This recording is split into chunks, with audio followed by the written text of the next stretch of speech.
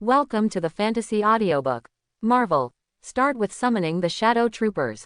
Chapter 1. Inside a house on 36th Avenue in Queens, New York. An 8 or 9-year-old child slowly woke up from a deep sleep. A tall nose, blue eyes, and golden hair. The little boy looks like an angel who has fallen into the world, which is lovable. But when the little boy opened his eyes, what appeared in his eyes was not the innocence he should have at this age, but a burst of shock and confusion, as if seeing something and incredible things. Gao Gang, 24 years old, from Yanwang. As an overtime dog, all he faces is unfinished work and unfinished takeaways. Just like now, wake up on the soft and comfortable bed, feeling the bright sun shining on him. All this has only appeared in his dreams. Of course, this was not what surprised him the most. If his memory is correct, he should have died suddenly in his overtime position. But this scene in front of him proves that he is still alive. Words such as time travel, rebirth, etc. flashed in his mind. Cautiously got up from the bed, his eyes kept looking at the luxurious and expensive decorations around him. Soon Gao Gang saw a small figure in front of a floor-to-ceiling mirror. Looking at the little boy reflected in the mirror, Gao Gang gently stroked his cheek with his hand. One thing was finally confirmed. He should be reborn. And it was reborn on the other side of the Pacific Ocean. Thinking silently in my heart, at this moment, a burst of memory fragments flooded into my mind like a tide. Gao Gang groaned, and quickly received all the memories. 8 or 9-year-old children don't have much memory, so it is not difficult to digest them just now. But as the memory browsed, the high-heeled mouth kept opening, and the shock in his eyes almost overflowed his eyes. The boy's body is named Richard Fisk. Maybe you don't have an impression of him, but his father's name is Wilson Fisk, nicknamed Kim Bing. Richard had no interest in foreign films in his last life, nor would he take the initiative to read them. But under the eyes and ears, I also understood something. Jin Bing, the king of the underground in New York City, has a tall and burly body, agile skills, and the world's top fighting ability. It is the only one who fights the existence of the extraordinary as a mortal. 40% of the illegal transactions in New York City are almost all under the control of Jin Bing. And now, Richard's current identity is Jin Bing's only son. In other words, he is the prince of the underground in New York City. Consternation, ecstasy, panic, all kinds of emotions, rushed into Richard's heart, causing his body to tremble slightly. And among them, the panic completely outweighs the surprise. No one can deny Jin Bing's strength. Whether it is strength or power, Jin Bing is the best in the world. However, don't forget that this is not an ordinary world, but Marvel. Aliens invaded twice in 3 days, superheroes fought anytime and anywhere, and Manhattan, New York, was destroyed more than once. Even if a big man with gloves snapped his fingers, the population of the entire planet would be cut in half. Richard has no confidence to bet on whether there is himself in that half of the population. And these are not the most important. As Kim Bing's only son, Richard is enjoying the convenience brought by his status. Also bear the danger that this identity brings. Although Jin is not the underground king, it does not mean that the king has no enemies. The existence of Jin Bing encroached on the interests of too many people, so there are more than 1 or 2 people who want Jin Bing to die. Needless to say, superheroes, those who exist even if they want to find Jin Bing, will only find Jin Bing, not Richard's head. But for those forces built by ordinary people, they don't say that they can't hurt their families. As long as there is a chance, Richard High believes that those people will never mind killing themselves to attack Jin Bing. And Richard vaguely remembered the information disclosed by the official in the last life. The son of Jin Bing died in an assassination. Thinking of this, Richard's heart palpitated. But these emotions came and went quickly, and Richard soon stabilized his emotions. As an ordinary person, it is the state of ordinary people to live with the situation. No matter how dangerous the future is, at least you are still alive now, and the future will be handled by the future. Just after Richard accepted his identity, a cold electronic synth sound suddenly sounded in Richard's mind. System loading. 1%, 2%, 3%, 100%. System loaded successfully. Dark system on. Character attributes panel. Name: Richard Fisk. Age: 9 years old. Status: son of Wilson Fisker. Skills. None. Items. None. Draw. Once. Seeing the frantically beating picture in front of him, Richard, who had just stabilized his emotions, was filled with ecstasy again. Rebirth through rebirth must be accompanied by golden fingers. Richard did not expect that he would be treated like this. As the system loaded, the description of the system also poured into Richard's mind. The dark system is a lottery system. By posting tasks, you can get the number of lottery draws. The rewards that can be drawn are unknown, and the items that can be obtained are also unknown. But even so, it was still enough to make Richard excited. What Richard is most afraid of is not death, but death is not clear. But in the Marvel Universe, the risk of death is ubiquitous. Especially in the city of New York, you never know when you will be killed by a sudden accident. Therefore, the emergence of the system means that Richard has the capital to fight against fate.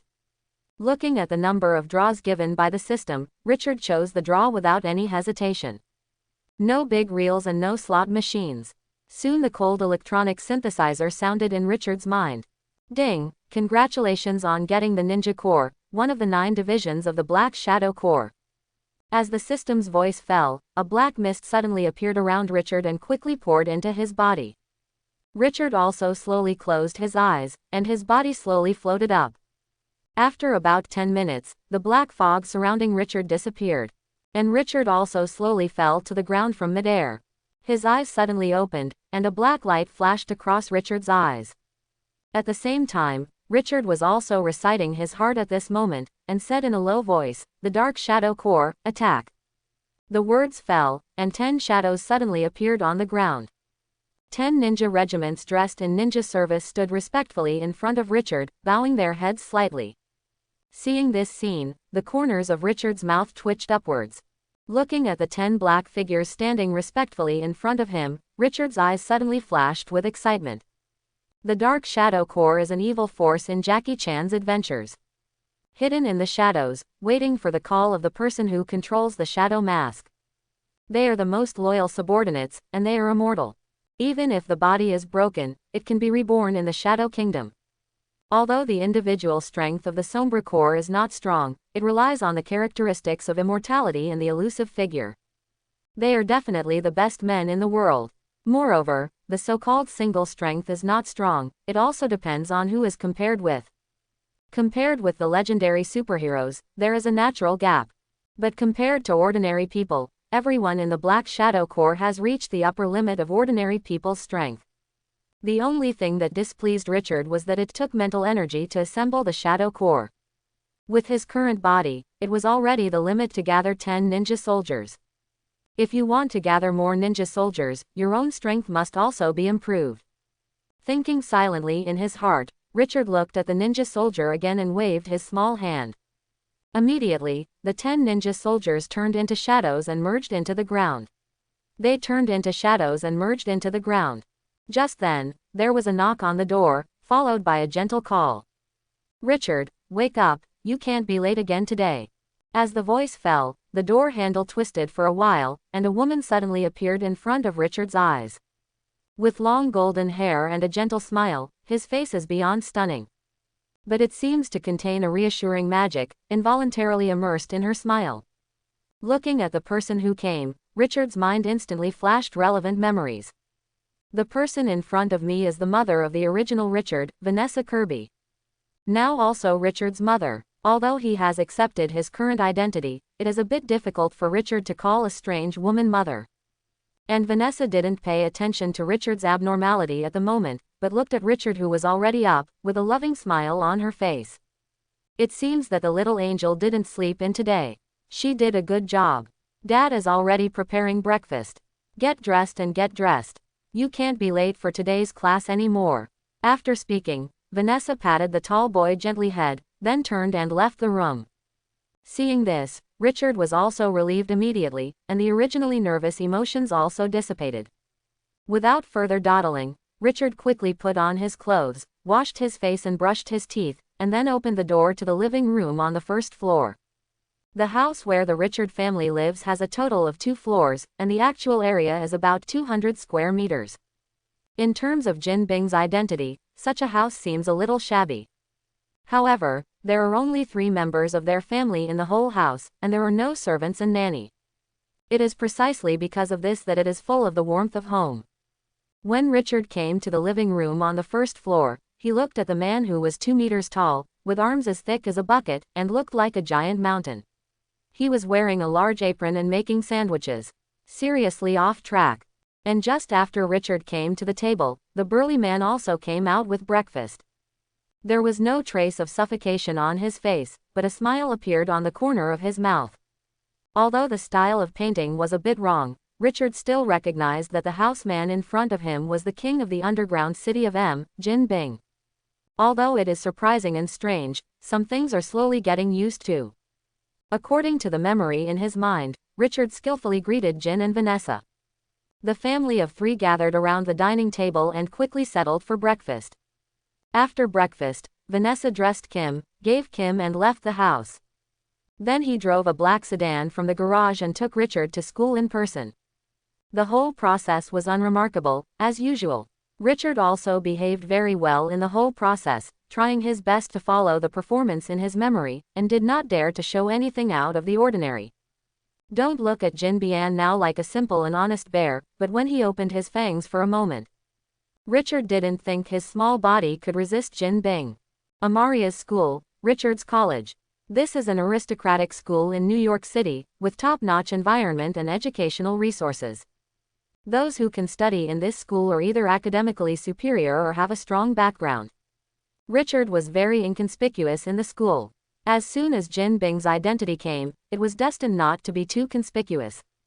Second, although Richard's predecessor was the son of Jin Bing, he was a good baby and was very low-key. Finding his class according to his memory, a chatter sounded in Richard's ears.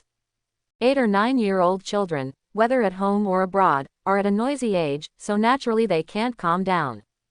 Sitting in his seat, watching the classmates fighting in the class, Richard's eyes were full of helplessness. The small body contains the soul of an adult, but he wants to read in a classroom with a group of little kids.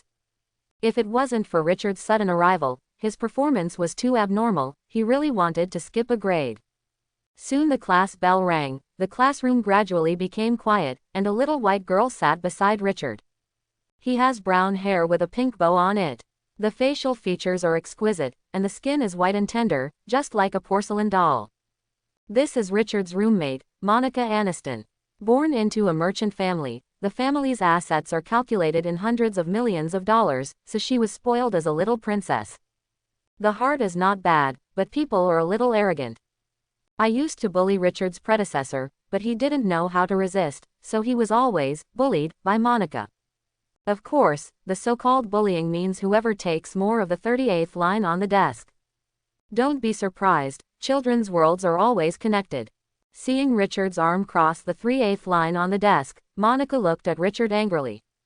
Richard, don't cross the line.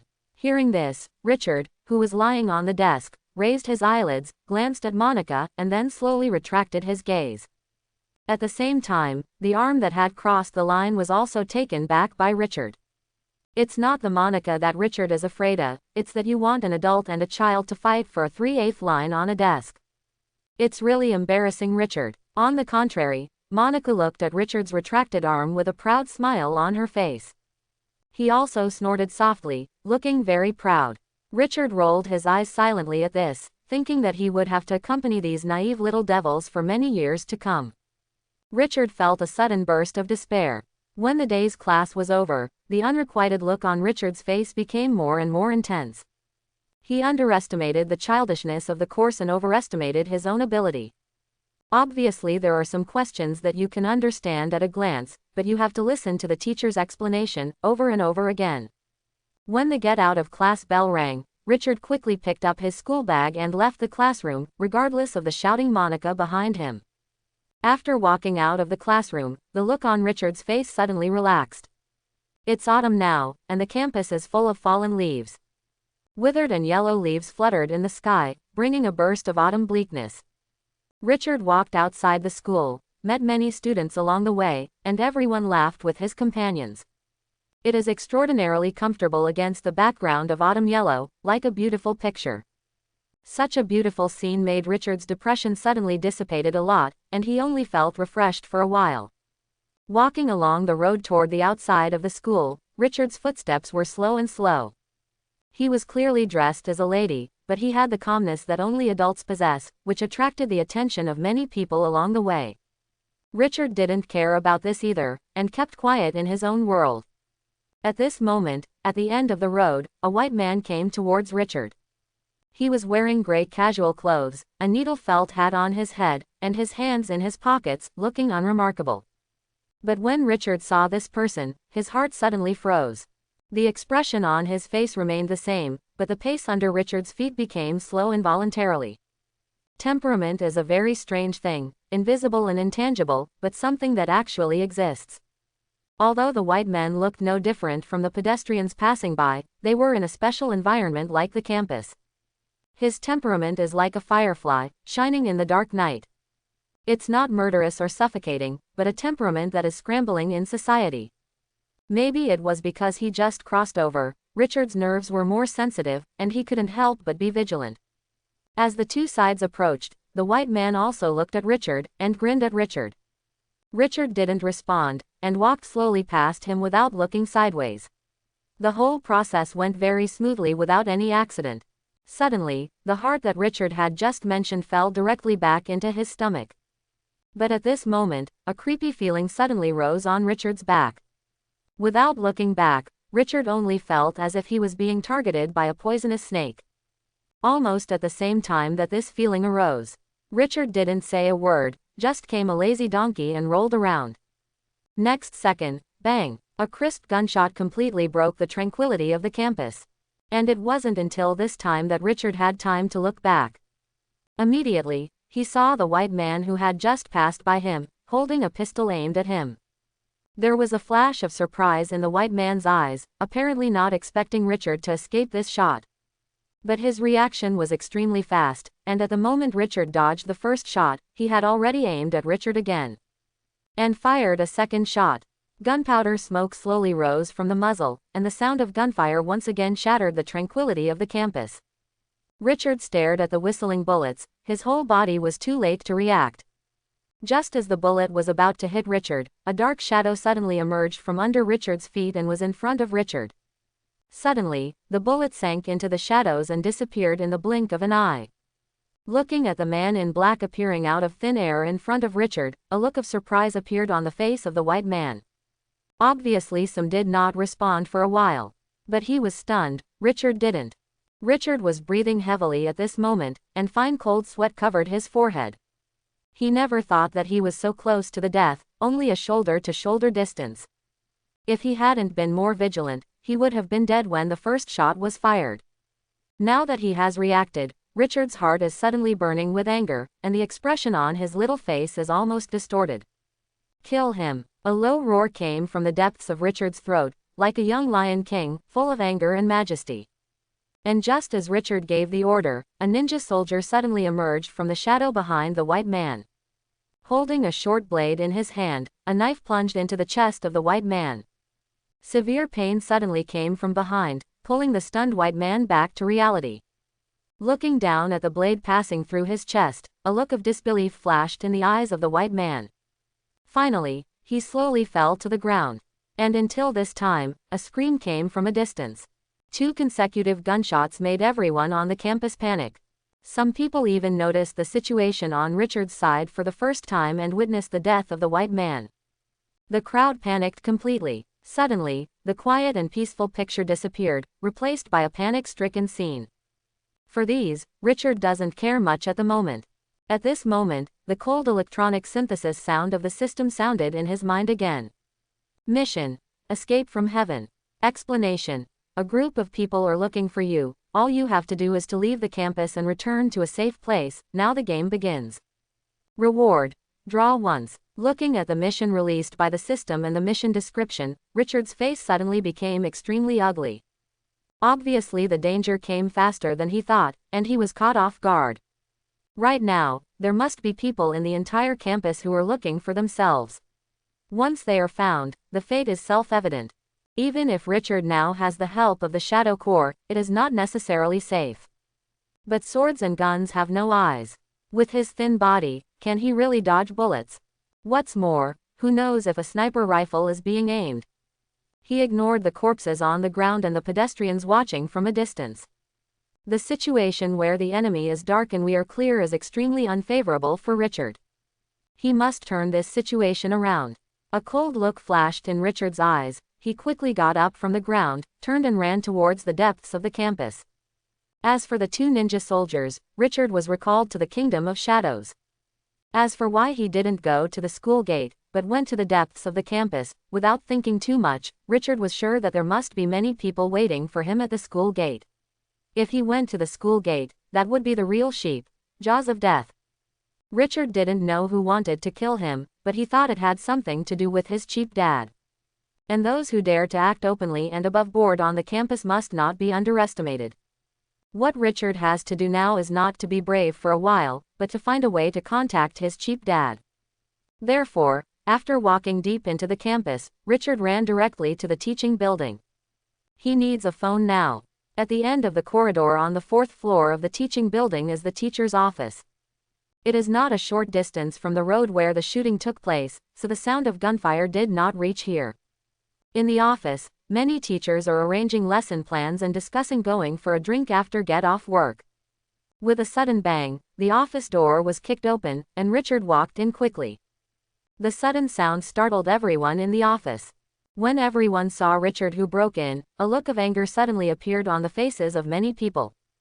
Hey, what class are you from? Didn't your teacher teach you what politeness is? Or are your parents as uneducated as you are? A black teacher spoke fragrantly. Richard turned his head and looked over, his eyes were full of icy coldness. Just when the black teacher was about to say something, a dark muzzle suddenly pointed at his head. Suddenly, the black teacher was stunned, and so were the other teachers in the office. An 8 or 9-year-old child with a gun in his hand pointing at a teacher. Such an exaggerated scene, even a TV series would not dare to write it like this, but now it really happened in front of everyone's eyes. Everyone was shocked for a while. The firearm in Richard's hand naturally came from the killer just now. Gollum. After swallowing a mouthful of saliva, the black teacher slowly raised his hands. In this country where guns are not banned, although the crime rate has soared, it has also made it easier to distinguish between real and fake firearms. The dark firearm in Richard's hand was real at first glance. Son, if you have something to say, put down the gun first, it is easy to misfire. As he spoke, the cold sweat on the black teacher's forehead was dripping down, and the whole person was extremely nervous. The other classrooms in the office stood silently at the moment, not daring to speak at all. After all, no one wants to eat a gun. At this time Richard's voice also sounded slowly, I need a phone. The calm tone was seriously inconsistent with Richard's appearance, but no one cared about it at the moment. Hearing Richard's words, the black teacher immediately took out his cell phone from his pocket without saying a word. Richard picked it up, quickly pressed a string of phone numbers, and dialed it out. But the imaginary sound did not appear, instead it was a blind tone. Seeing this, Richard frowned, glanced at the phone without a signal, and couldn't help but curse in a low voice. Apparently his attackers blocked the school's signal, making it impossible to communicate at all. For a time, Richard's little face frowned, causing the teachers who had been paying attention to him to become nervous all the time. Slowly exhaling a mouthful of turbid air, forcibly suppressing his nervousness, Richard turned around and left without a word.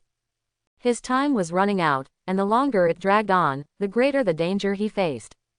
Since I can't ask for help now, I can only find a way to kill myself. Looking at the back who just turned away and left, everyone in the office breathed a sigh of relief. The black teacher opened his mouth, but he couldn't say a word, only his face was bitter.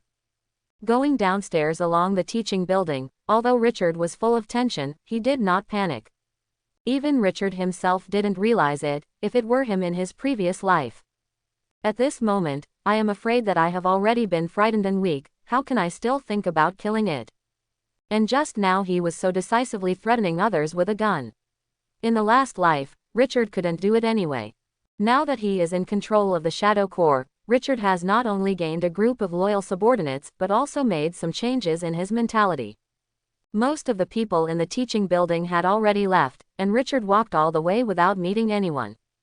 The crisp footsteps echoed in the stairwell, and suddenly 2 heavy footsteps came from downstairs. Hearing the movement, Richard suddenly stopped. At that moment, I meditated in my heart, and the 4 ninja soldiers appeared directly in front of and behind Richard, protecting Richard firmly in the middle. After one of the ninja soldiers appeared, he went straight to the first floor without saying a word. Soon there was a sound on the floor below, and with 2 scoldings, the floor below returned to silence again. Suddenly Richard himself planned to leave. But at this moment, a burst of gunshots rang out. Richard's eardrums were hit hard, and in the next second, Richard felt disconnected from the ninja soldiers he had dispatched. Apparently the ninja soldier was dead. And Richard's eyes kept twitching at this moment, and his chest was full of depression. Richard didn't have much research on firearms, but the gunshot that sounded just now was obviously not an ordinary gun. It should be a large caliber sniper rifle. This kind of bullet hits a person, and half of the body will explode. If it hits his current body, I am afraid that the whole body will explode.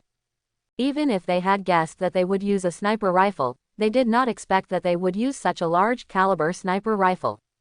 What a resentment, how much resentment, he is still an 8 or 9-year-old child. These people are simply insane. I was madly complaining in my heart, but just turned around without hesitation and entered a classroom next to me. I really thought that using a sniper rifle to block the entrance of the corridor would not be able to get out by myself, that would underestimate him too much. Right now Richard is on the 3rd floor, 10 meters away from the downstairs. With his body, it is naturally impossible to jump off, otherwise, even if the tendons are not broken, the skin will be shed. But that doesn't mean Richard has nothing to do. Immediately, his mind moved, and a ninja soldier kept appearing in front of Richard. Under Richard's order, 9 ninja soldiers built an escape ladder for Richard by stacking arhats. Following the flow of people to the ground, a smile slowly appeared on Richard's face. You have Zhongliangji, I have a wall ladder, I want to see what you can do to me. He bragged hard, but unfortunately lacked personal support. Richard left quickly with his ninja army. Rao made a big circle, he chose a path and rushed to the school gate. In order to seek support, Richard only returned to the teaching building. Now, if he wants to escape, he has to walk through the school gate. The trail chosen by Richard belongs to a very remote place.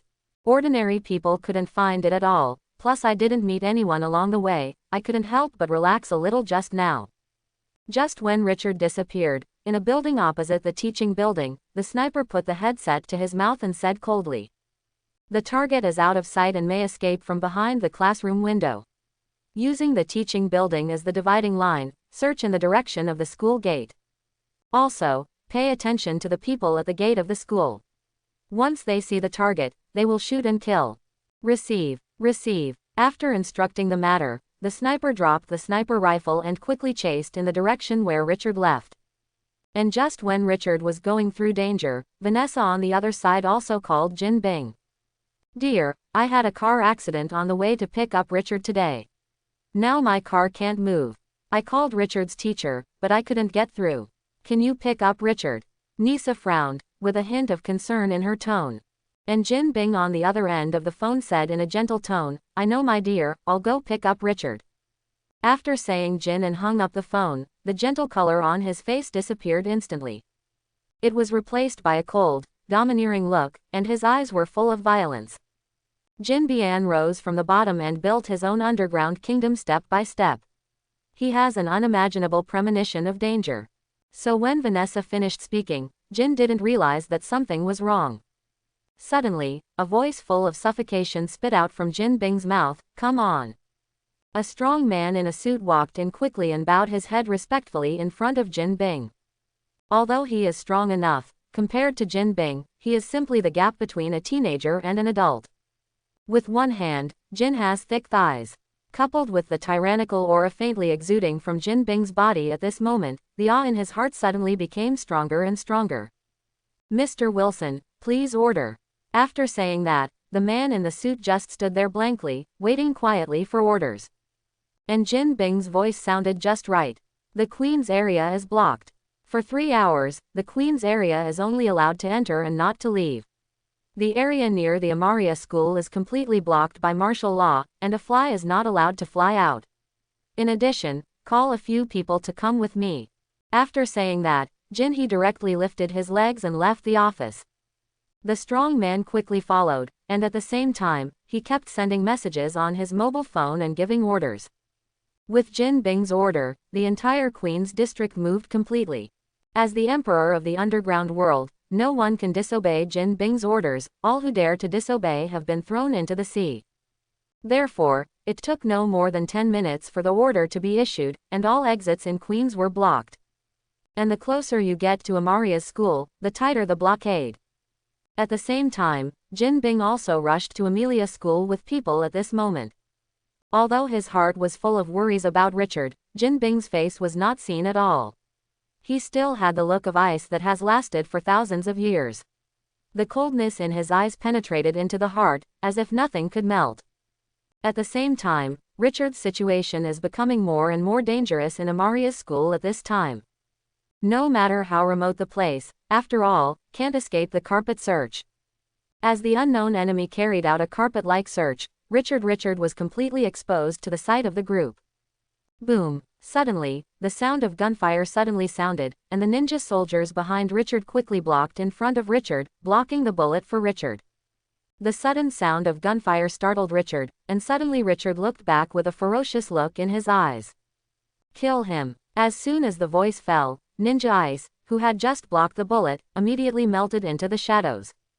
When it reappeared, a knife directly pierced the throat of the shooter. Fresh blood shot out, and the strong smell of blood wafted into the air with the wind. Witnessing this scene with his own eyes, even if it was not the first time he saw a dead person, Richard still couldn't help but feel sick. But it didn't affect him in any way, and he didn't have time. Richard was still on his way. However, the previous gunshots had exposed Richard's position, so even though Richard was fast, he was still being chased. It's still a familiar formula, and it's still a familiar knife. The ninja soldier blends into the shadows, emerges from the enemy's back, and then cuts one of his throats with a knife. Just like that, someone else died in Richard's hands. Just like this, chasing and killing all the way, Richard finally came to the position of the school gate, only one step away from leaving the campus. But at the moment when Richard appeared, bang bang bang.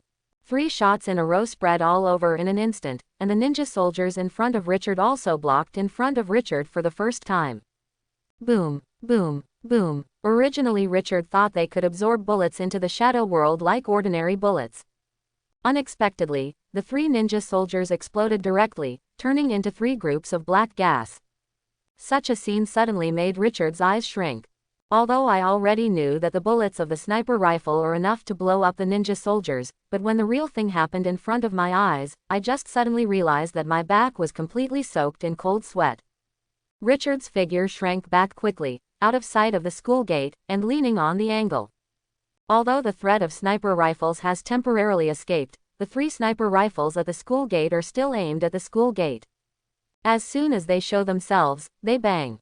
Thinking of this, Richard thought of the 3 ninja soldiers who exploded instantly. Although the ninja can be resurrected in the Shadow Kingdom, immortal, but it will take a day. With the addition of the first ninja soldier, Richard has lost 4 ninja soldiers. Without the protection of these ninja soldiers, Richard believed that he would definitely die. Therefore, Richard, who was left with only 6 ninja soldiers to protect himself, became more and more anxious, but there was nothing he could do about it, who made him weak now. There is no way to continuously explode the troops, otherwise why not run away and directly summon thousands of troops to crush them all the way? Of course, this idea Richard can only think about now. As for how to get rid of the current situation, although it was not clear just now, there are already basic countermeasures. Amaria's school said that it is not too big to say that it is not too small. It is hidden for a night, and no one can find it at all. And as long as he doesn't go home at night, I believe Jin will definitely know the news. Of course, this is only the worst case scenario. Richard would never sit still and wait for Kim to come and save himself. Your life is yours, you have to control it. It's time to swap the identities of hunter and prey. A breath of foul breath was slowly exhaled from Richard's mouth, and Richard's originally nervous mood gradually calmed down. In the end, His eyes were full of reason, and there were no emotional waves beyond that. Now there are only 6 ninja corps left under his command, and the opponent is still unknown, which is extremely unfavorable to Richard. Not only that, but now there are 3 snipers intercepting at the gate of the school, and a large army is following him behind him.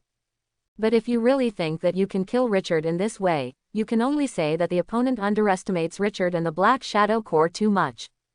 In addition to the immortal characteristics of the Black Shadow Corps, the most feared thing is its elusive figure.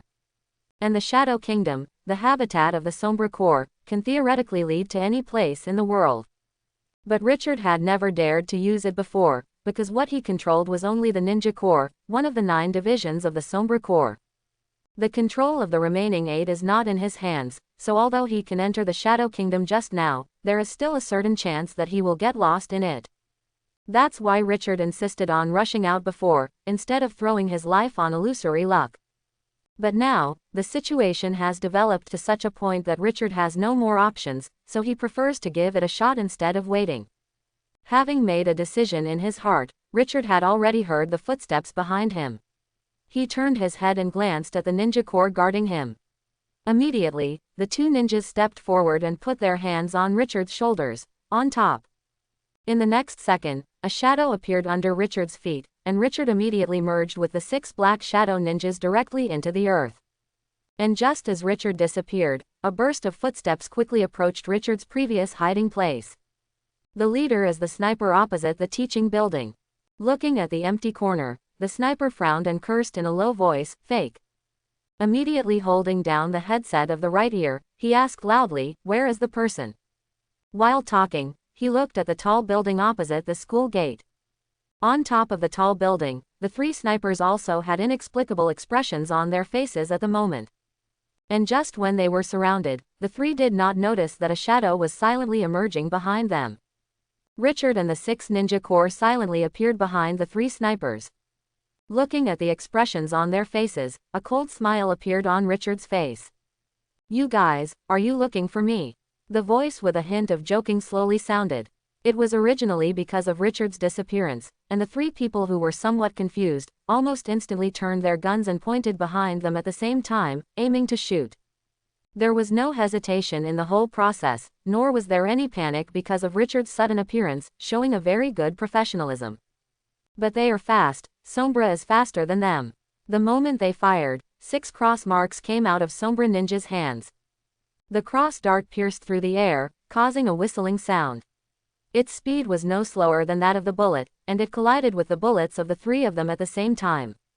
Dang dang. A burst of sparks flashed in the air, and the 3 snipers suddenly showed an incredible look on their faces. Crosshairs block bullets, what a joke. This is a large caliber sniper bullet. Even armored tanks can penetrate. Now it has been intercepted by 6 cross marks. Are you sure it's not a dream? The 3 snipers were stunned for a moment. Although they reacted in an instant, the short moment was enough to decide the outcome of this battle. The 3 Sombra ninjas moved when the crosshairs blocked the bullet. The speed of the 3 is extremely fast, leaving a trail of afterimages in the air, and the 3 short blades pierced the throats of the 3 snipers at the same time. The dazzling blood flowers bloomed, and the 3 snipers fell to the ground with the shock on their faces. At this moment, one of the headsets suddenly sounded a suspicious voice. "What happened over there? Answer me quickly." Richard, who still had a grim smile on his face as he listened to the constantly beeping headset, stepped forward unhurriedly, took off the headset and put it to his mouth. "Guess who I am, guess right." "Prize, uncle." The immature child's voice, with a hint of naive tone, was like a heavy hammer, slamming into the heart of the person opposite the headset. Suddenly the headset quieted down, and Richard snapped his fingers, looking through the window to the opposite school gate, and said without the slightest emotion, "Resolve them." As soon as the voice fell, the 6 Sombra ninjas instantly merged into the earth like a pool of liquid. Don't look at the fact that the Sombra ninja lost 4 in one go before. It was all because these killers occupied the geographical position and possessed high-damage weapons such as sniper rifles. Coupled with the existence of Richard, the Sombra ninja was at a loss. But now, without the previous advantages and without Richard's drag, the Sombra ninja is like a prehistoric beast that has lost its bondage, opening its bloodthirsty fangs. At the school gate, After the sniper heard Richard's voice, he had already raised his mind to retreat. Whether it was the group of weirdos beside Richard, or Richard moving from the school gate to the opposite tall building in an instant, it all shows that Richard is not easy. Their intelligence is wrong. Right now, the mission has clearly failed, and there is no point in staying on. The sniper was about to order a retreat, but before he could give the order, a scream suddenly sounded behind him. What? Well, puff. The sudden change caught everyone by surprise. Beside them, 6 black shadow ninjas did not know when they appeared, and the short blade cut their throats directly. Turning around to see this scene, the sniper's eyes and pupils quickly enlarged, but the speed in his hands was not slow at all. He lifted the Desert Eagle and aimed directly at a black-clothed ninja. Bang! The bullet sprang out of the barrel of the gun, and rushed to the keypoint of Sombra Ninja with a burst of sparks. But when it touched the head of Sombra Ninja, it instantly melted into it. Such a scene made everyone who saw this scene look shocked. Just when the sniper wanted to continue firing, a crosshair whizzed directly towards him. The speed was like a shooting star, and before he could react, it was inserted into his head. He didn't have the skills of a black shadow ninja, so the whole person was killed on the spot. Among the people at the scene, except for the sniper who reacted and fired a shot, almost everyone else was killed instantly. This is no longer a battle in the ordinary sense, it is a one-sided slaughter. And this is the true fighting power of the Black Shadow Ninja. The high-rise building opposite the campus entrance, Richard witnessed the massacre with his own eyes through the telescope. The discomfort he imagined did not appear. Instead, looking at the campus gate, Richard felt a burst of joy in his heart. Just as the corners of his mouth drew upwards, revealing a cruel smile. Suddenly, the expression on Richard's face froze, the expression in his eyes quickly calmed down, and his brows were even slightly wrinkled. Has it been affected by the power of the shadow? It seems that things are more serious than I thought. A burst of self-talk came out of his mouth, and Richard's thoughts couldn't help but return to the time when he passed through the Kingdom of Shadows. As a place of nothingness, the Shadow Kingdom carries all the Sombra Corps as well as the evil of the Sombra Corps. In a hurry before, Richard transferred himself through the Shadow Kingdom, and was inevitably attacked by the evil will, affecting his own personality. This is also because Richard has the control of the Ninja Corps, one of the 9 divisions of the Sombra Corps. Otherwise, if he becomes an ordinary person and arrives in the Kingdom of Shadows, he will not be able to withstand the erosion of the Sombra Corps. Slowly exhaling a turbid breath, Richard kept the previous things in his heart. What he wants is to control the Sombra Corps, not to be influenced by the Sombra Corps, so unless he has assembled the control of the 9 Sombra Corps, Richard will not easily set foot in the Kingdom of Shadows without his life. Just as Richard was contemplating, a row of motorcades stopped at the gate of the campus with a sudden stop. Jin Bing's tall and burly body stepped out of the car and looked at the scene of the blood flowing into the river at the school gate. There was no fluctuation in his eyes, but the violent color in the depths of his eyes became more intense. Block the campus search, live to see people, die to see corpses, and kill anyone who hinders. Jin Bing's extremely indifferent words slowly sounded, and all the men who followed him shivered in unison. Although Jin Bing's mood has not changed from beginning to end, but as Jin Bing's subordinates, they clearly perceive Jin Bing's brutality. This underground emperor in New York City is really angry. As the saying goes, when a man is angry, his blood splatters 5 steps, and when an emperor is angry, 1,000,000 corpses are buried. And Jin Bing is the emperor of this city, and his anger is destined to have countless people pay for it. Immediately, a large number of people poured into the campus, and the air was filled with a depressing breath. Above the sky, black clouds rolled in, making the atmosphere of the scene suddenly dead. Just when the whole scene turned into a dead silence, a crisp child's voice suddenly sounded in everyone's ears. I'm here. With the sound of the childish voice, the solemn atmosphere in the air suddenly loosened, and the atmosphere of dead silence dissipated in an instant. Everyone seems to have come from heaven, and their breathing has become a little easier. And Jin Ning, who was standing in the same place like a sculpture, turned around and looked back at this moment, and suddenly saw the figure he was worried about. At the moment, the corners of Jin Bing's mouth twitched slightly, but it disappeared in a blink of an eye, as if it had never appeared. The body, like a wild bear, at this moment, strode towards Richard, came to Richard, and easily picked him up. Your mother asked me to pick you up. Go home. After that, Kim and Richard got into the car directly, without asking what happened or why Richard was all right, as if he really came to pick up the child from school. As for the scene at the gate of the campus, it was completely ignored by Jin. As long as his son is fine, he doesn't care how many others die. A car drove slowly, leaving the campus and heading towards home. The rest of the matter does not require Jin and orders, and naturally someone will handle it. At this time, Richard changed back to the 9-year-old well-behaved boy, sitting quietly beside Jin Bing, completely without the cruelty when he ordered the murder before. Although the father and son did not speak a word, a warm atmosphere permeated between them. The car stopped at the door of the house, and Richard saw Vanessa waiting at the door as soon as he got out of the car. Vanessa looked at Richard's figure, and the worry that was hidden between her brows disappeared instantly, and her face once again showed the gentle smile of the past.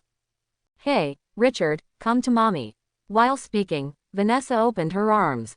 Richard looked at Vanessa's coaxing gesture, a hint of helplessness flashed in the bottom of his eyes, but a heartfelt smile appeared on his face. A pair of short legs stepped away and rushed into Vanessa's arms.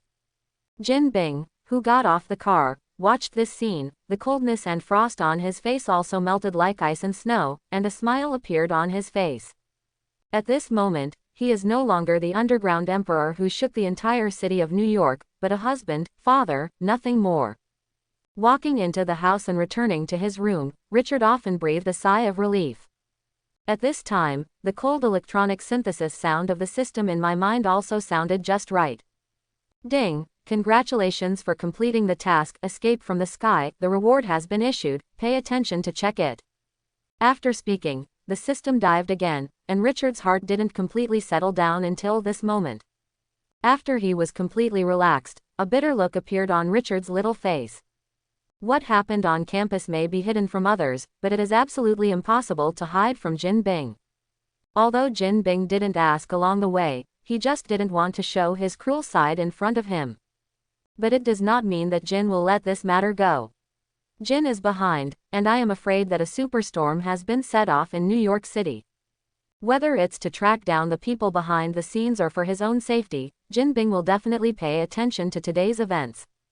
And this also means that the Black Shadow Corps may be exposed. Richard wouldn't doubt the power of the underground emperor in New York City, he couldn't hide it. But Richard can choose active exposure or passive exposure. In this era of superheroes and mutants, Richard is not worried about what will happen to him after the Sombra Corps is exposed. After all, there are too many extraordinary people in this world, and I don't care if there is one more of myself. It's just that he likes the atmosphere at home, which is warm and full of family affection, so Richard is not sure what kind of attitude Jin Jia would have if he knew that his son had become an extraordinary person. After thinking about it, Richard finally made a decision. He prefers to be proactive rather than passive, so instead of waiting for Jin to investigate clearly, it is better to take the initiative to confess. After thinking about it, Richard left his room and walked towards the gym. Kim has been exercising for hours every day, uninterrupted for so many years. Even Richard suspects that the gym at home is just a place for Kim Bing to warm up, because the most he does at home is physical exercise. Pushing open the door, he walked in with his head poking out. Jin Bing, who was squatting with a barbell, saw Richard's arrival, and a gentle smile appeared on his face. "Richard, why are you here?" "I have something to tell you," Richard said tentatively, but because he was worried about Jin Bing's reaction after the confession, Richard's tone seemed a little cautious, and his eyes kept flashing.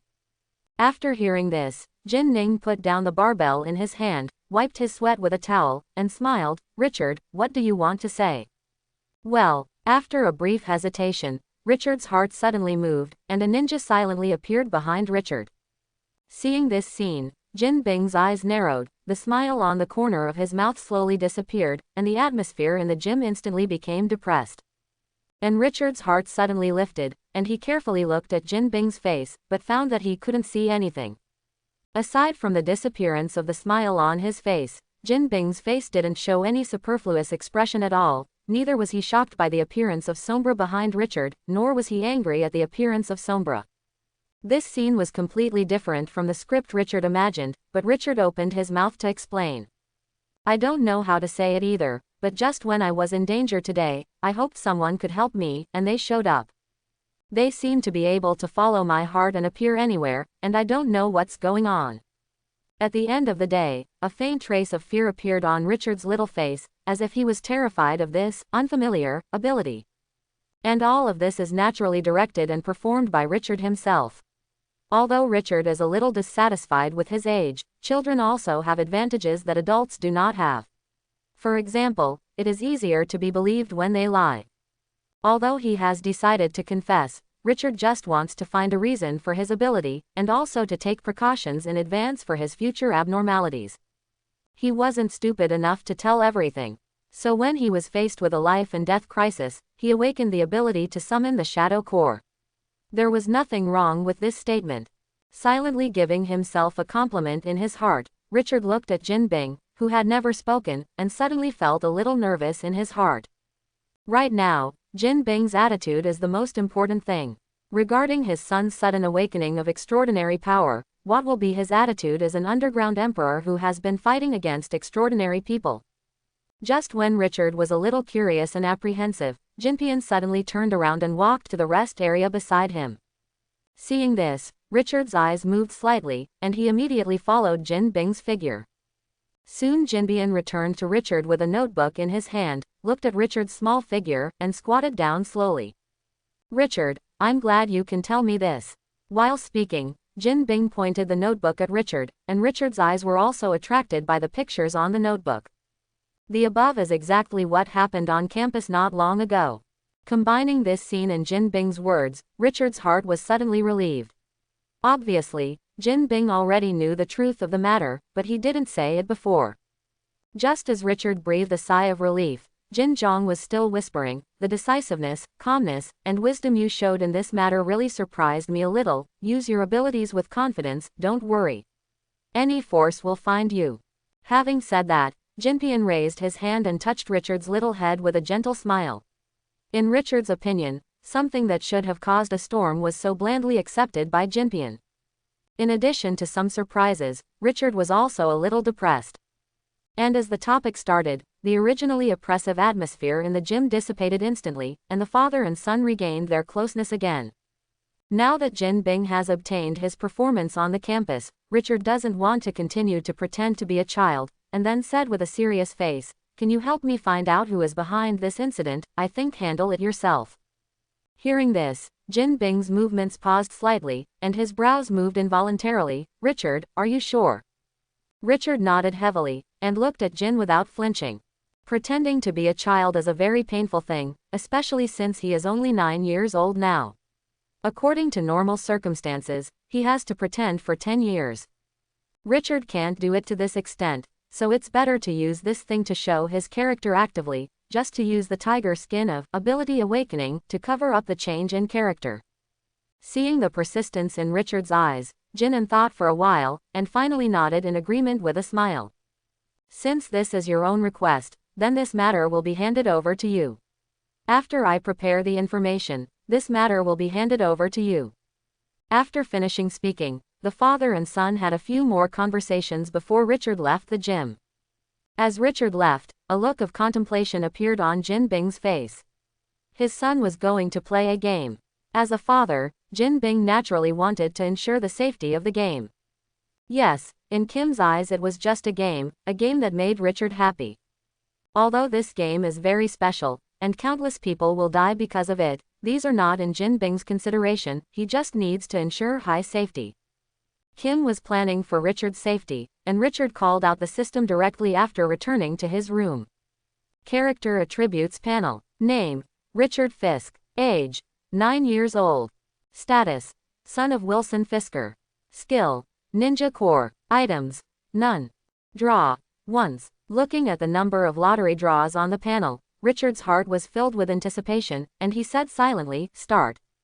After speaking, Richard's mood suddenly became tense. At this moment, time seemed to be very slow. It wasn't until about a minute later that the system's icy electronic synthesis sounded in Richard's mind.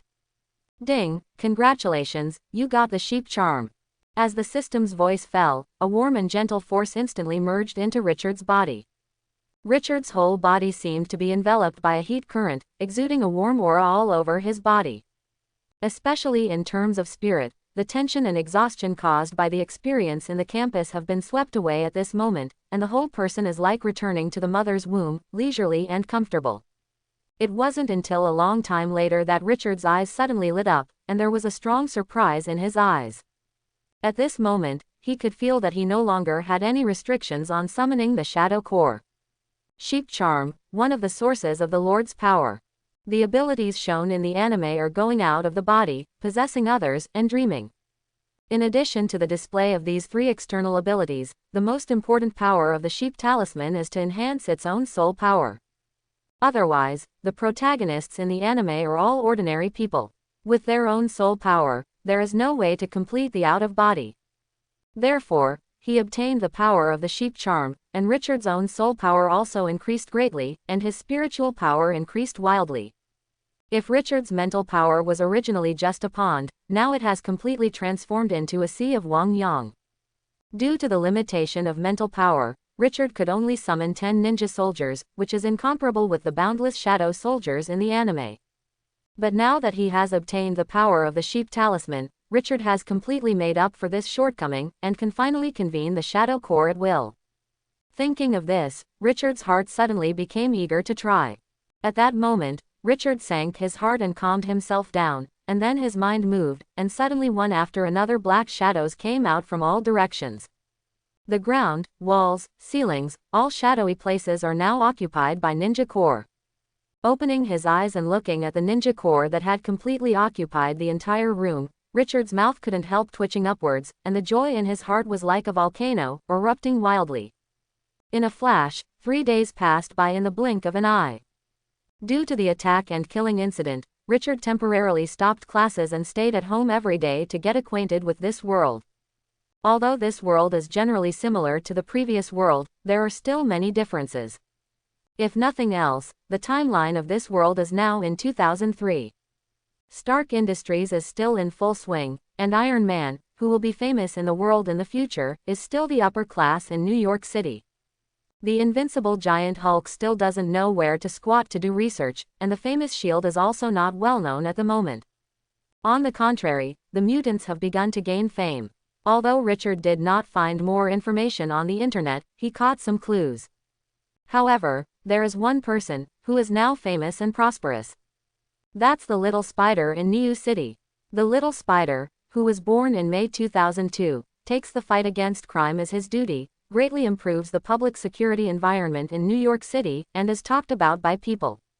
Therefore, about his information, you can find most of it with a casual search on the internet. Richard paid special attention to this, because the Spider is also one of Jin Bing's opponents.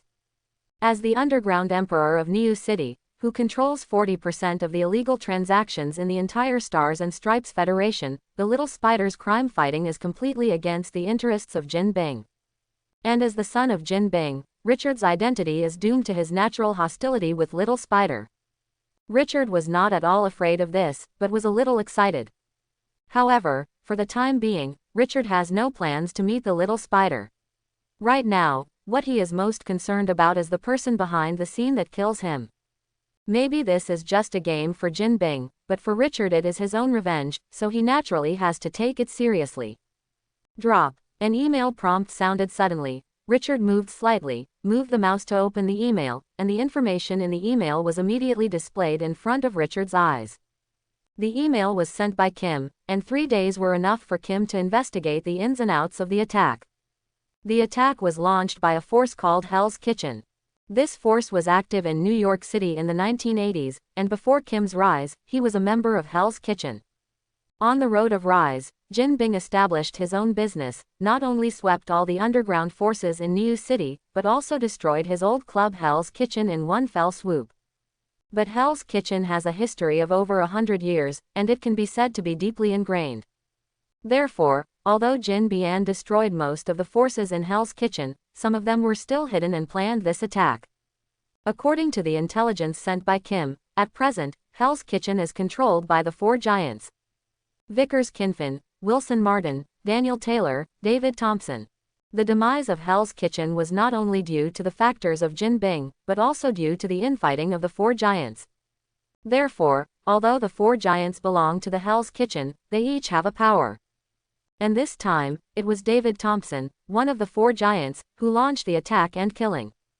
However, although he knew who was behind the scenes, Hell's Kitchen had disappeared for a long time, and even Jin couldn't find their traces quickly. Therefore, the information given in the email, except for some general information, does not have too specific information. Suddenly Richard's brows furrowed, not knowing where to start. At this moment, the doorbell rang suddenly. Richard raised his brows, skillfully moved the computer screen, and called out the monitor at the door. I saw a strong man in a suit standing at the door in the picture. Richard knew him. This was the strong man in a suit by Jin Bing at the campus gate that day. Why is he here? With a murmur in his heart, Richard walked towards the door with his short legs, opened the door with some effort, and looked up at the sturdy man in a suit. And as the door opened, Daniel looked at the small figure in front of him. His face that had originally looked fierce, tried his best to squeeze a kind smile, and said in a gentle tone, "Hello Richard, my name is Daniel Brown. Mr. Wilson asked me to come, he ordered, and I will be with you during this time." Looking at Daniel, who looked kind and even with a hint of flattery, Richard nodded, "Come in." His immature face was now full of maturity and stability that did not match his age, with a touch of the demeanor of a little adult, so that Daniel, who was already ready to coax the child, was slightly stunned. After he reacted, he quickly followed. Looking at the layout of the living room with a hint of curiosity in his eyes, this is the first time Daniel has come here. In the past, this was their forbidden place, and Jin never took them home, or even allowed them to approach. So this time, I followed Richard's side before receiving the order, which gave him the opportunity to set foot on a forbidden place that he had never set foot on. Although the living room is generally no different from the living room of ordinary people, Daniel, who is walking in it, still has a little bit of caution in his heart. It was like walking in a scary place. Looking at the cautious Daniel, Richard leaned back, adjusted to a comfortable sitting position, and said indifferently, "My father, why did you come here?" At this moment, Richard showed a composure that was completely inconsistent with his age, but with his child's body, how strange it was. After hearing this, Daniel wanted to grin, but looking at the serious look on Richard's face, he couldn't smile. At the moment, I can only reply in a muffled voice, "Mr. Wilson asked me to obey your orders. Although I don't know why, I follow Mr. Wilson's will." Under Richard's deliberate guidance, the atmosphere of the conversation between the two is not like the conversation between adults and children at all, but more like the conversation between the superior and the inferior. After listening to Daniel's words, Richard thought for a moment, and then said, "David Thompson, I want to know his whereabouts and all the information." There was no politeness, and Richard didn't need to be polite either. He simply and clearly stated what he wanted. After listening to the instructions, Daniel frowned involuntarily, lowered his head and said, "We can't control the whereabouts of David Thompson. We can only confirm that he is indeed in New York City, but we don't know where he is. Mr. Wilson has been looking for them over the years, but has found nothing." Listening to this answer, Richard's expression did not change at all, and there was not even any fluctuation in his eyes, because this was the expected answer. Since there is no whereabouts of David Thompson in the information Jinfa sent himself, it is naturally impossible for Daniel to know. The reason why I have to ask again is just to confirm my conjecture. If Jin didn't give it to himself on purpose and wanted to test himself, then he would fall into the pit, so Richard would naturally not be disappointed with Daniel's words. Then, I want to know the whole New York City, who is most likely to know the whereabouts of David Thompson? Richard asked again, and his tone involuntarily increased a little, which immediately made Daniel feel a burst of pressure. Although it is ridiculous that he, as an adult, felt pressure on a child, Daniel really felt a heavy pressure in the air, and he had to deal with Richard's problem carefully. And this is also one of Richard's little tricks. If you want others to not treat you as a child, then you must show something that convinces others. Such as wealth, status, majesty, momentum. Richard doesn't have anything else, but for such an ethereal thing, Richard who controls the ninja army has as many as you want. The thoughts in his mind turned rapidly, and Daniel kept thinking about who in New York City was most likely to know the whereabouts of David Thompson. Soon a light flashed across Daniel's mind, and Daniel's eyes suddenly lit up, and he quickly replied, "If anyone in New York City can know where David Thompson is, then only S.H.I.E.L.D." Hearing this name, Richard's brows suddenly wrinkled slightly, as if he had encountered something embarrassing. SHIELD's full name is the Homeland Strategic Defense Attack and Logistics Support Bureau, which was called SHIELD in the last Marvel. SHIELD is nominally a subordinate agency of the United Nations. Its influence spreads all over the world. It has branches in various countries in the world, and it has hundreds of thousands of elite agents with great authority. Indeed, if you want to find a person on Earth, just look for SHIELD for sure. Although in the era of superheroes, SHIELD is more responsible for things like logistics, but in this era when superheroes have not yet fully opened, SHIELD is definitely a behemoth. Even Jin will not provoke it without authorization, not because he is afraid, but because there is no benefit, there is no need to get into such a big trouble as SHIELD. Similarly, Richard didn't want to face SHIELD so soon, but only SHIELD has the information he needs, so after thinking for a while, Richard couldn't help but mutter to himself, anyway, sooner or later there will be hostility, so why not use this to test your strength? Just when Richard made his decision, the system that had always been elusive again popped out of Richard's mind. Mission: Road to Vengeance. Phase 1. Obtaining Intelligence. Explanation: You decided to take revenge after being attacked, complete the transformation between prey and hunter, find him, and then kill him. Attention: You may be attracting the attention of some behemoth, don't try to provoke it. Reward: Start the second stage mission. Listening to the cold electronic synthesis sound in his mind, Richard rubbed his head with a headache. Obviously, the system also thinks that it is not suitable to provoke SHIELD now. But if you can't find anyone, you will still complete the task of a fart. He glanced at Daniel, who was standing respectfully at the side, and Richard calmly commanded, I want a piece of information about SHIELD, the more detail the better, and who might know about David Thompson. Whereabouts: I didn't expect to find nothing at the time. Clear. Responding respectfully, Daniel did not make any refutation to Richard's order, and executed Jin Bing's order perfectly, even if Richard asked him to investigate such a behemoth as SHIELD. And right after Daniel left, Richard was not idle, he began to plan an action plan and a plan for possible accidents. Although most of them are on paper and not in practice, Richard believes that it is always good to do a little more preparation. When Vanessa and Kim returned home, Richard's small desk was already full of drafts. Jin Bian came in and took a look, smiled at Richard, patted his little head, turned and left Richard's room, without asking any questions about Richard's plan, and without speaking. Asking about it is like completely forgetting about it. But Richard knew that, secretly, Jin must have been ready to play the game. Richard knew this in his heart, but he wouldn't say it. Soon, at noon the next day, Daniel came to the house again, holding a file bag in his hand, which was full of all the information he could gather about SHIELD. Taking the information from Daniel, Richard said casually, fortunately. Immediately, a flattered look appeared on Daniel's face, and he quickly said, It's my honor to be able to serve you. Hearing this, Richard smiled and said nothing. He looked down at the information in his hand. There is very little information about SHIELD exposed, and even some information has only one name, and there is no specific introduction at all, so Richard just glanced at it hastily and put it aside. He is most concerned about the whereabouts of David Thompson. It's not just about his revenge, it's about his mission. Fortunately, Daniel did not let him down, and soon a name jumped into Richard's eyes. Paul Smith, the 5th-level agent of SHIELD, is specially responsible for handling intelligence in the Stars and Stripes Federation, and belongs to the middle-level personnel in SHIELD. Seeing this, Richard was instantly relieved. The agents of SHIELD are divided into 10 levels in total, of which the 1st-level and 2nd-level agents are equivalent to the existence of cannon fodder and are specially used to perform dangerous tasks.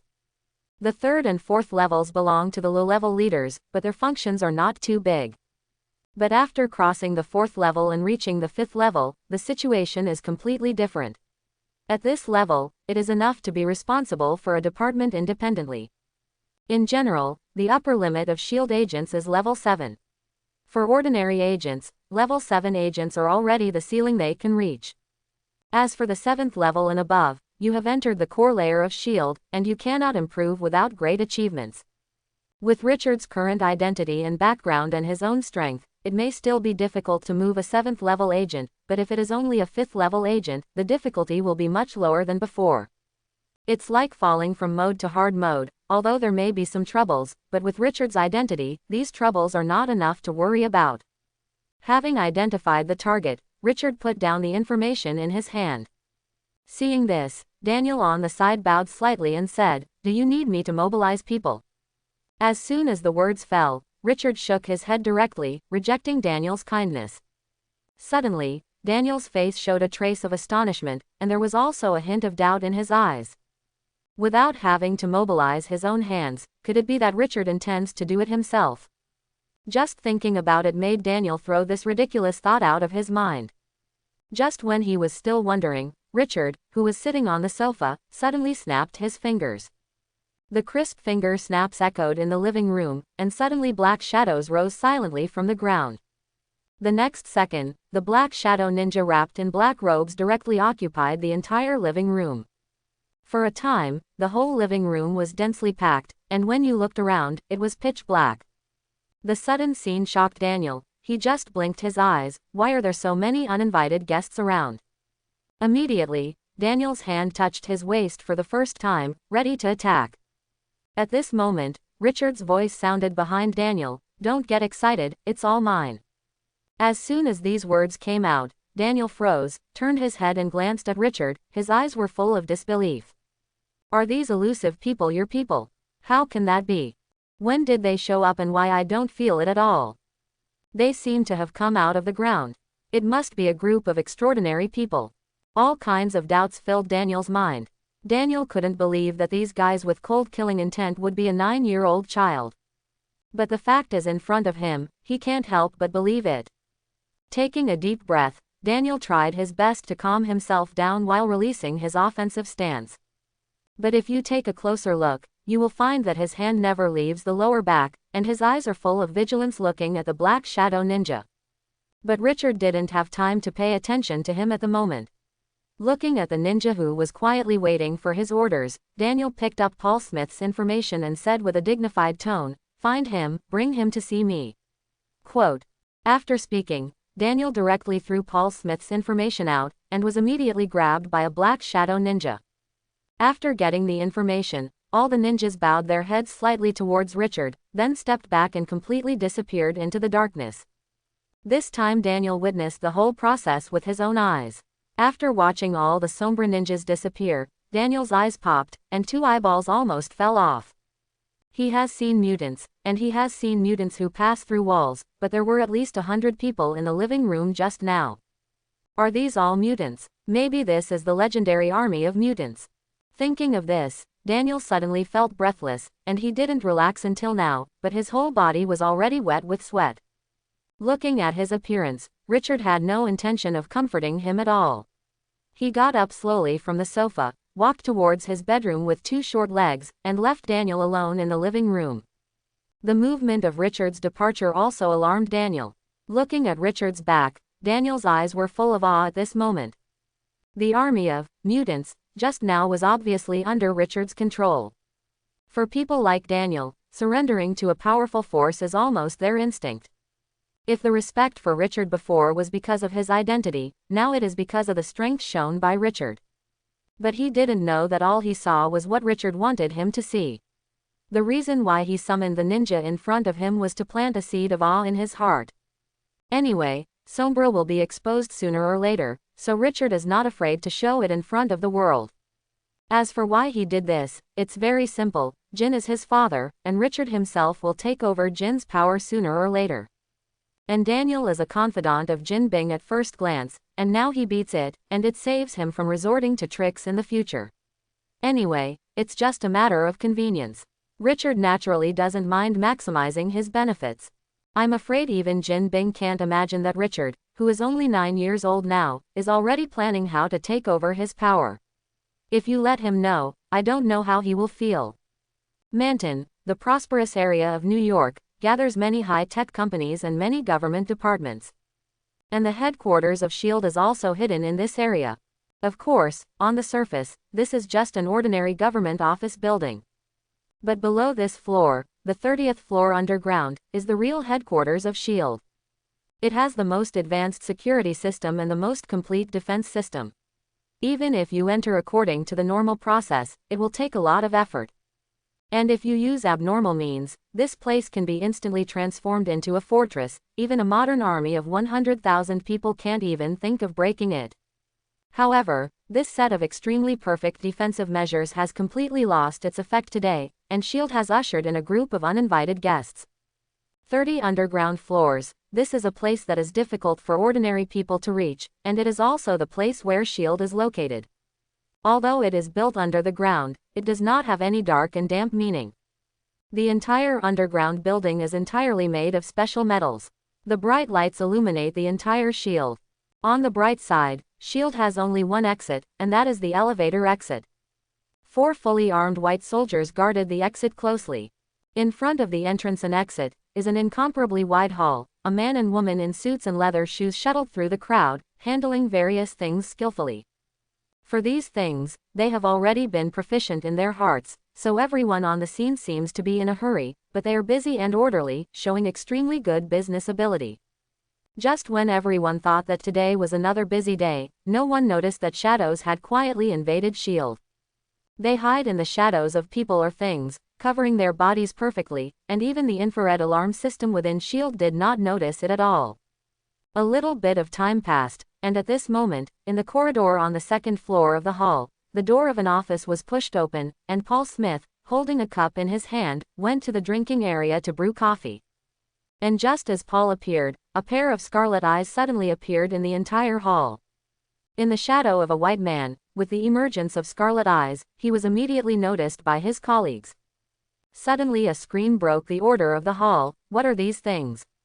No, someone invaded. The clamor rang out, and in the hall, the expressions of the busy people changed, and they looked up quickly, and saw that everywhere there was a shadow, the ground, walls, ceilings, including their own shadows. There was a shadow at this moment. Pair of scarlet eyes. There is no life in these eyes, only tyranny and murderous intent, staring closely at everyone. Such a bizarre scene made everyone shiver with chills, and they couldn't help but feel horrified. However, they did not panic like ordinary people. After realizing that someone had invaded, everyone quickly hid in the vicinity, and took out the pistols they carried with them to prepare for battle. At the same time, a piercing alarm sound suddenly sounded throughout S.H.I.E.L.D. The alarm bell buzzed loudly, and all the S.H.I.E.L.D. members who heard the alarm bell changed their expressions and immediately entered a state of combat readiness. In the deepest office on the second floor, Nick Fury, the current director of S.H.I.E.L.D., works here. Hearing the alarm bell coming from outside the office door, a haze flashed in Fury's eyes in an instant, and the whole person jumped up and stood up from the office chair. As the director of S.H.I.E.L.D., there are not too many things in this world that can move him, but this definitely does not include S.H.I.E.L.D. being sneaked in. As a special agency, S.H.I.E.L.D. hides many secrets. Even if it is an ordinary-looking document here, the things recorded on it are top secret when placed outside. So S.H.I.E.L.D. being infiltrated is definitely a big event. Fury pushed open the door of the office and walked out. And just when Fury walked out of the office, the Sombra ninja who had been waiting for a long time finally started to act. A shadowy ninja emerged from the shadows, almost in the blink of an eye. The hall of S.H.I.E.L.D. was densely covered with shadowy ninjas. At the same time as they appeared, the people of S.H.I.E.L.D., who had already prepared for battle, decisively chose to shoot. The sound of gunfire suddenly sounded, just like some kind of signal, all the members of S.H.I.E.L.D., aiming at Sombra ninja and pulling the trigger in their hands. Immediately, bullets roared towards the Sombra ninja, and there was a burst of intense gunfire throughout the hall. Watching this scene, many black shadow ninjas also moved at the same time, and the crosshairs came out of their hands and directly met the dense bullets. Ancient hidden weapons collided with modern firearms, and sparks suddenly flashed in the air. Everyone in S.H.I.E.L.D. watched this scene with shock in their eyes, but the speed of the attack did not slow down at all. As well-trained elites, their first lesson is that they must not let their emotions affect the task. So no matter how big the emotional ups and downs in their hearts, everyone is faithfully sticking to their posts at this moment. For this alone, they are worthy of the name of the elite. However, they overlooked one point, that is, the opponent they faced this time was fundamentally different from the previous opponents. Not only the overall quality far exceeds them, but also immortal. Although modern firearms can also cause damage to Sombra ninjas, they must be powerful sniper rifles or more advanced laser guns, definitely not including the pistols they hold. So even if the Sombra ninjas don't block these bullets, all they do is useless effort. And they also ignored a fatal problem. The scarlet eyes they saw before not only existed in every shadow corner, but also existed in their own shadows.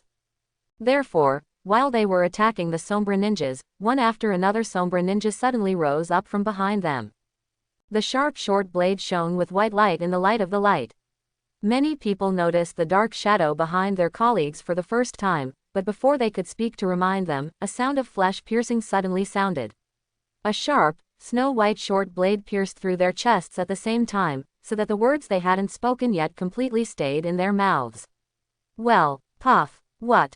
Chapter 11. A burst of screams of different tones sounded, the gunfire in the hall stopped almost instantly, the strong smell of blood permeated the audience, and the shield hall fell into dead silence at this moment. For a while, only the figure of Paul Smith was left standing in the hall, and the rest of the figures fell into a pool of blood, twitching slightly. At the entrance of the stairs on the second floor, Nick Fury saw this tragic scene in the hall as soon as he appeared.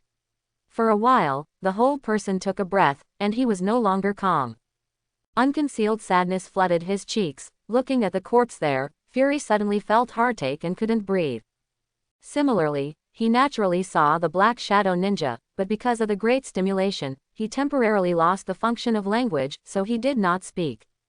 And Fury didn't speak, so Sombra would even ignore him. They only had tasks in their eyes, and everything else could be ignored. The two ninjas came directly to Paul, who had been completely stunned, and Paul watched them approach, and there was an uncontrollable look of panic in his eyes. He's a well-trained agent, yes, but he's also human, and a human has emotions and fears. At the moment, watching the Black Shadow Ninja slaughter his colleagues, but he himself is unscathed, coupled with their weird dress and elusive figures. At this moment, Paul directly equates them with demons. Even because his heart was filled with fear, Paul forgot to struggle at this moment, and was easily put up by two ninjas. Then, under the leadership of two Sombra ninjas, they slowly merged into the ground. During the whole process, Fury, who was standing on the second floor, watched helplessly. He didn't mean to stop it at all, or he couldn't stop it at all. And as the figures of the two Sombra and Paul disappeared, many Sombra in the hall also disappeared into the shadows at almost the same time, and then disappeared. The whole process came and went without a trace, leaving no trace. As Sombra receded, the Hall of S.H.I.E.L.D. became completely quiet, leaving only one place of corpses. At this moment, a burst of hurried footsteps came from behind Fury. After hearing the alarm bell, the middle and senior management of S.H.I.E.L.D. hurried over, but unfortunately the speed was a little slower. Therefore, when they came to the entrance of the stairs, they did not see any trace of the Shadow Ninja at all, but only saw the extremely scene in the hall, and everyone was stunned by this scene. One by one looked dazed and at a loss. What's going on here? What happened? Where's the enemy? Did he run away? Why are so many dead? Are there mutants coming? Questions were raised in the mouths of everyone, and finally Chi-Chi turned their eyes to Fury. One of the people in the crowd asked cautiously, "Director, what's going on?" Listening to this, Fury did not answer, but turned around silently and walked towards his office. He has always been calm and wise, but his thoughts are a little confused at this moment. He needs to be quiet, so he completely ignores everyone's doubts. Seeing this, everyone immediately looked at each other, and a silent atmosphere permeated them. On the other side, in Jin Bing's house, Daniel sat with his knees down in the living room, looking very quiet, but his eyes drifted to the clock on the wall from time to time, revealing his inner restlessness. At this moment, a footstep sounded from upstairs, and Richard's small body slowly walked down from the second floor. There is a calmness that does not match his age on his little face, and his footsteps are even more unhurried. Listening to the movement behind him, Daniel stood up immediately, looked at Richard who was going downstairs, lowered his head slightly, and said, "Hello, Mr. Richard." Hearing this extremely formal title, a smile appeared on Richard's face, which meant that Daniel didn't treat him like a child anymore. Obviously, some of the tricks he used before had worked. Nodding at Daniel, as a response to him, Richard came to the sofa in the living room and sat down, leaned back, adjusted a comfortable sitting position, and said, "They are back. You should be tortured to extract a confession. Are you sure you can ask for information?" As soon as these words came out, Daniel was stunned for a moment. From the corner of his eyes, he glanced at the clock on the wall, feeling a little unbelievable. It's only half an hour before Sombre left. No matter how powerful they are, it's impossible to kidnap an intelligence director in such a short period of time. Thinking silently in his heart, Daniel did not express his thoughts, but nodded respectfully. "Don't worry, Mr. Richard, as long as someone gets into my hands, I will definitely squeeze all the information he knows." As soon as the words fell, Richard nodded with a smile, and then the expression on his face changed, and he said with a smile, "They are back." At the moment when Richard's voice fell, in front of him, two ninjas slowly emerged from the ground with Paul on their backs. Seeing this scene, Richard nodded with satisfaction, while Daniel, who was beside him, almost bit his tongue in surprise. Apparently he underestimated Sombre's efficiency.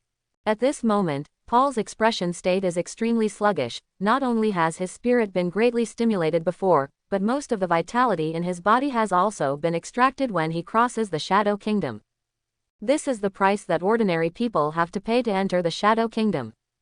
If it wasn't for Richard needing to know the information from his mouth, so that the Shadow Ninja protected him, I am afraid that at this moment, he would have been turned into a mummy by the Shadow Kingdom. Although there is still a part of it, but every minute and every second, he will age madly dozens of times faster than before, until he dies of old age. This is the end of life force being emptied. The two ninjas placed Paul in front of Richard, then nodded respectfully at Richard, and their figure disappeared into the ground again. Daniel on the side was still surprised by the scene in front of him, even if it wasn't the first time he saw him. But before giving him too much time to be surprised, Richard's voice rang in his ears. "He gave it to you. I hope you are fast enough, otherwise, he may not live long." Hearing this, Daniel reacted instantly, and hurriedly looked down at Paul, who was thrown on the ground. Suddenly, I saw Paul, who was just middle-aged, with gray hair and wrinkles gradually appearing on his cheeks. The physical condition of the whole person is completely aging at a speed visible to the naked eye. Such a scene made Daniel's heart skip a beat. Not daring to delay any longer, he lifted Paul from the ground and took him into the gym. The next move might be a little uncomfortable, so considering Richard's age, Daniel didn't do it in the hall. Richard naturally has no problem with this. After all, he is not a pervert and likes to watch others torture people. He only needs the information he wants, and he doesn't care much about other things. Soon, there was a sound of questioning in the gym, which was mixed with Daniel's threats from time to time. Richard didn't have any curious thoughts about this. He sat quietly in the living room and waited. He didn't make him wait too long. After only 10 minutes, Daniel walked out of the gym in shock, with a dazed expression on his face, and his whole person looked absent-minded. It wasn't until Richard opened his question that he was woken up. "Have you asked for information?" Richard's indifferent voice sounded slowly. Daniel's heart froze, his head lowered, and he quickly and respectfully replied, "I've already asked." David Thompson, hiding on 8th Avenue. Hearing this, Richard's eyes twitched slightly, and he heard the weirdness in Daniel's tone, so he couldn't help but ask one more question. "What is 8th Avenue? Sounds a little special." Hearing this, Daniel naturally wouldn't hide anything from Richard. After sorting out his words, he said slowly, 8th Avenue belongs to a forgotten street, located in a slum. And on the entire avenue, there is only one Waverly Hills Sanatorium. This sanatorium is actually a human laboratory clad in hospital skins, behind which there are shadows of major capitals and even the military. I didn't expect David Thompson to be hiding here. No wonder we haven't found him after searching for so long. Daniel let out a sigh. And listening to Daniel reveal the secrets of 8th Avenue, Richard's eyes narrowed slightly. At the same time, the system tasks in Richard's mind also ushered in changes. Mission: Road to Vengeance. Phase 1. Obtaining intelligence completed. Open Phase 2. Revenge. Explanation: The Waverly Hills Sanatorium, both the doctor and the patient are completely crazy. David Thompson is hiding in it. Find him, kill him. Attention: people here are more dangerous than you think. Reward: 2 draws. Looking at the changed mission information in his mind, Richard suddenly thought of a madhouse that had produced many talented people in the previous life. Could it be that Waverly Hills will be the second lunatic asylum? Thinking of this, Richard licked the corner of his mouth, his eyes brightened. Deal with the gym and follow me to 8th Avenue. Hearing this, Daniel thought of the figure in the gym that had completely turned into a mummified corpse. He shuddered involuntarily, but he still responded, and then returned to the gym to dispose of the corpse. By the time Daniel was done, Richard had changed into a small black suit. He, who should have looked very cute at first, put on a black suit at this moment, but people completely ignored his age, and instead felt a faint sense of danger from him. Leaving the house and sitting in the back seat of the vehicle, Daniel was in charge of the car, and the car drove towards the slums on 8th Avenue. Along the way, Richard's eyes have been scrutinizing the scenery along the way. Looking at the scene around him that is completely different from the other side of the ocean, a loneliness flashed in Richard's eyes. Time passed quickly, and when the car drove into the slum, Richard felt as if he had entered the barbaric world from the civilized world. The two are only separated by a street, but the style of painting is completely different. The buildings in the slum looked a bit rundown, and as far as the eye could see, most of the walls were falling off. At the same time, the pedestrians on both sides of the street, whether male or female, have a hint of violence between their brows. And there are a lot of gang members in berserker suits, gathered together in 2s and 3s. With the residents of the prosperous area, two completely different styles of painting have been formed. It's hard to believe they live in the same city unless you see it with your own eyes. As the car continued to drive towards 8th Avenue, the pedestrians on both sides of the street gradually became scarce. Even in the end, no one could be seen at all. If you didn't know it, you thought you were in an empty city. Finally, the car stopped on 8th Avenue, and Richard also saw the Waverly Hills Sanatorium only 100 meters away from him. The entrance of the sanatorium was closed by two large iron gates, and there was a very conspicuous cross on it, which looked no different from other sanatoriums. Seeing this, Richard's mouth evoked an inexplicable smile, while Daniel quickly walked out of the cab and came to the rear door to open the door for Richard. After getting off the car, Richard raised his legs and walked directly to the nursing home.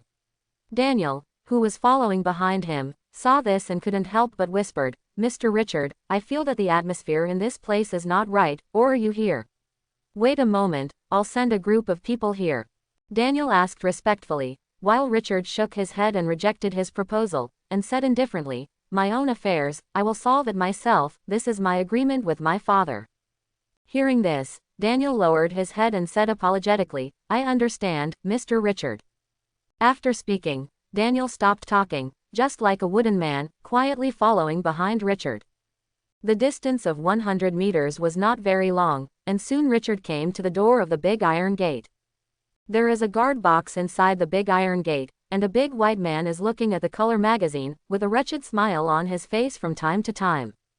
Just when he was fascinated, Richard's childish voice sounded, pulling him back to reality. "Hello, sir, can I trouble you to open the door? I want to go in and visit my uncle. He is resting in this sanatorium." As Richard's voice sounded, the big white man put down the magazine in his hand and looked up immediately. The moment he saw Richard, the big white man's eyes suddenly lit up, and he got up quickly and walked out of the guard booth. He tried his best to squeeze a kind smile on his greasy face. "Wait, I'll open the door for you." While he was speaking, the speed of his hands was not slow at all. With a sound, the big iron gate was pulled open a gap. And the big white man also looked at Richard and said kindly, "Good boy, come in quickly, you are so sensible to visit your uncle at such a young age." While speaking, the big white man waved his hand, and the whole person looked enthusiastic. As for Daniel, who was behind Richard, he was ignored by him. At this moment, he only had Richard in his eyes. The world is never short of scum, perverts, let alone a place like the Waverly Hills Sanitarium.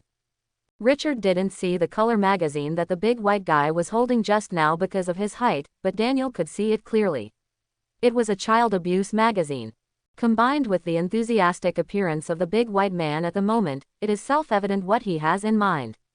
Therefore, the big white man who ignored Daniel did not realize that at this moment, Daniel looked at him like a dead man, and was ready to do it.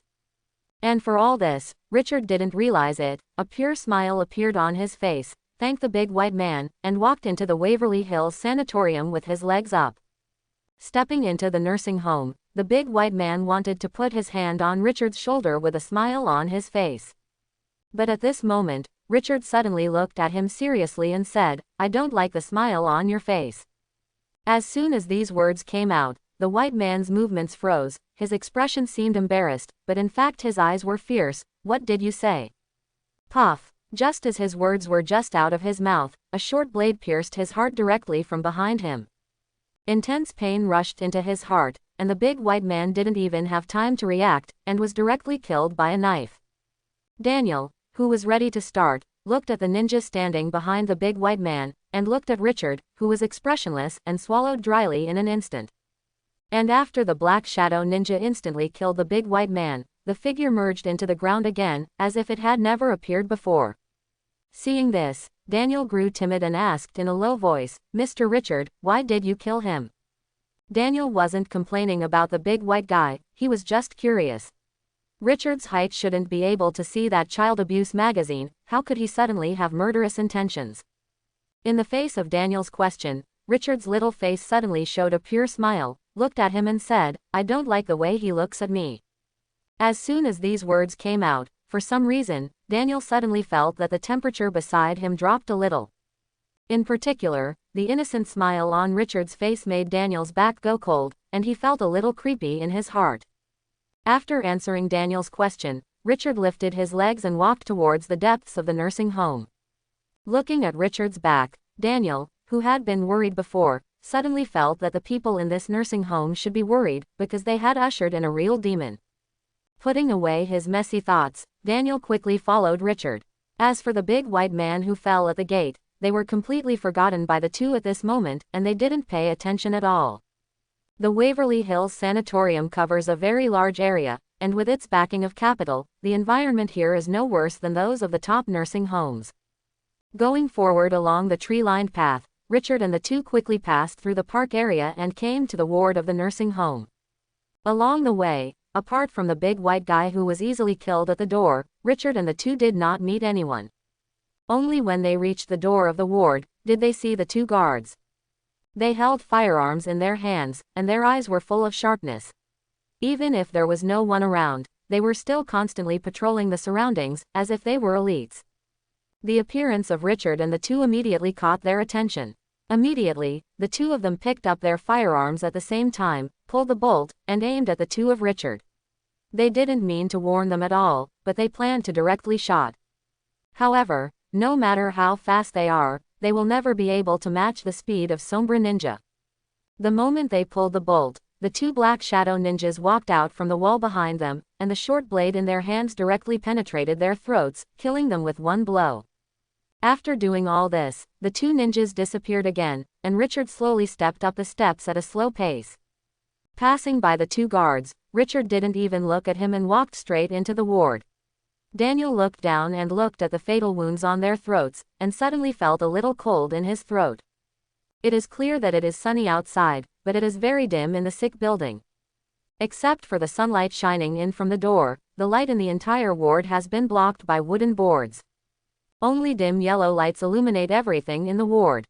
Richard walked into the lobby of the ward, and two male nurses wearing masks at the front desk looked up at him for the first time. There was a beast-like light in their eyes. Looking at Richard was not like looking at a child at all, but more like looking at a prey. But before they could do anything, what happened to the two guards at the gate of the ward happened to them again. The black shadow ninja walked out from behind them, pierced their throats with a knife, and then disappeared into the shadows.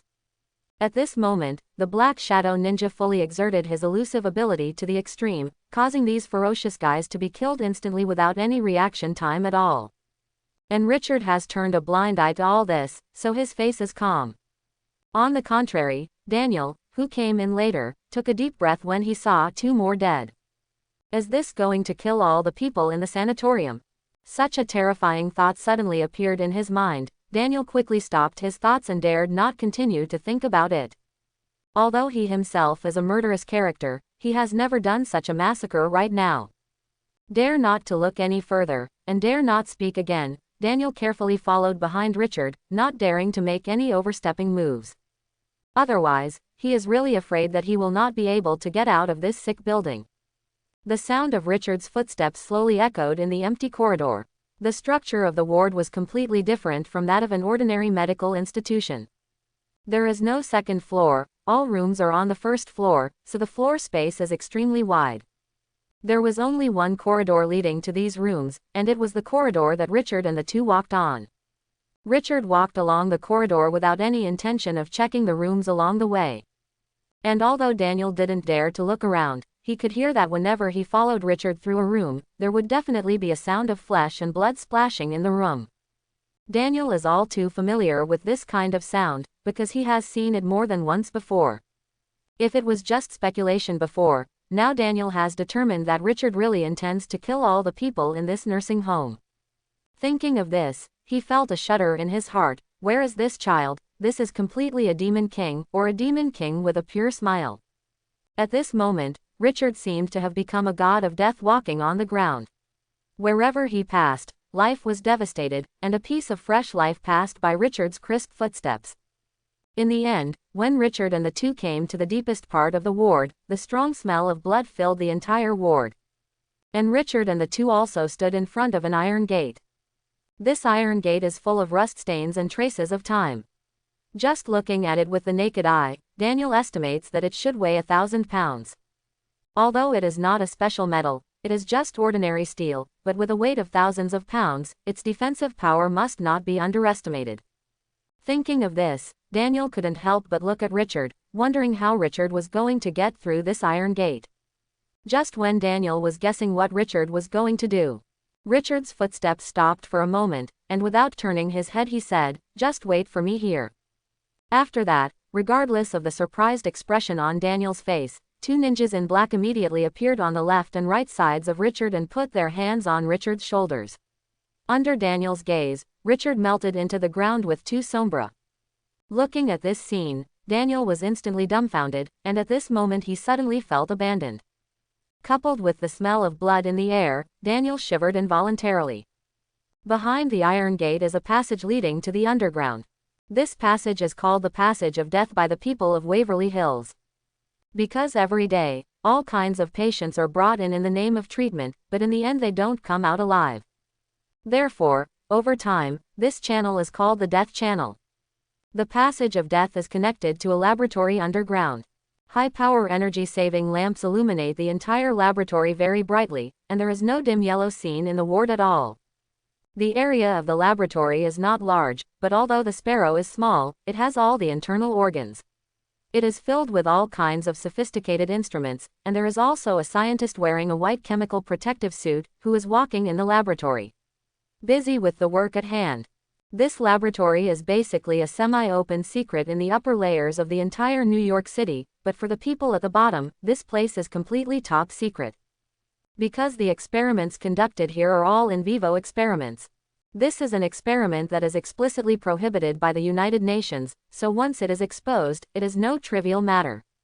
Since the outbreak of World War II in the 1940s, the Stars and Stripes Federation has developed a serum called Super Soldier through research, and created the first world-famous superhero, Captain America. So the experiments on genes have never stopped since then. It is a pity that due to the destruction of Hydra, Dr. Reinstein, who was responsible for developing the Super Soldier Serum, was killed, and all the materials were destroyed, resulting in the Super Soldier Serum, which became an absolute sound. How could the Stars and Stripes Federation be reconciled? So they started the research on Super Soldier Serum in private. They collected all the experimental records of Dr. Reinstein, and then restored it bit by bit. After decades, all the data was finally restored perfectly, and the Super Soldier Serum was made. However, when the experiment was carried out, the candidate who was injected with the Super Soldier Serum eventually died of an explosion because he could not bear the terrifying power. All of a sudden, a basin of cold water was poured on the heads of the Star-Striped Federation, which made them wake up instantly. Obviously, the success of Captain America cannot be replicated. Although the Super Soldier Serum has been restored, it still has extremely strong side effects. If you fail, you will die. In this regard, the Stars and Stripes Federation is naturally unwilling to give up, so the Waverly Hills Sanatorium was born. The purpose is to select specimens for in vivo experiments, plus the Waverly Hills Sanatorium is built in a slum, and the fees are extremely low. Therefore, whenever there is a mental patient who is unable to take care of it, the Waverly Hills Nursing Home has become the first choice of the public. In addition, these people are all mentally ill. Even if there are crazy words from their mouths, it is not enough to be believed. Simply the perfect living specimen. And with a precedent like the Stars and Stripes Federation, the major capital groups will naturally follow suit. Therefore, the background of Mount Waverly Nursing Home has become more and more powerful. Even if the family members of the mentally ill find that their relatives have disappeared, they have been suppressed by various forces. Therefore, the Mount Waverly Nursing Home has been established for many years and has been safe and sound. After several years of in vivo experiments, the side effects of the super soldier serum were infinitely reduced, and the experiment was successfully completed a month ago. Just when the person in charge of the experiment was going to report it, he was stopped by a person. This person is David Thompson. Hell's Kitchen has been rooted in New York City for hundreds of years, and its connections are extremely rich. Therefore, when the Waverly Hills Sanatorium was established, it was quietly infiltrated by Hell's Kitchen people. Because of the fear of being discovered, the infiltration process was extremely slow, but after a few years, the entire Waverly Hills Sanatorium quietly fell into the hands of Hell's Kitchen. They had planned to take a piece of the pie, but unfortunately, before the super soldier serum was successfully developed, Hell's Kitchen had already been destroyed by Gold. At that time, all the core personnel of Hell's Kitchen were wiped out by Jin Bing and sank into the ocean of Wongyang. So basically no one knows the layout of Hell's Kitchen at the Waverly Hills Nursing Home. But David Thompson was different. His father was a former core member and told him the secret.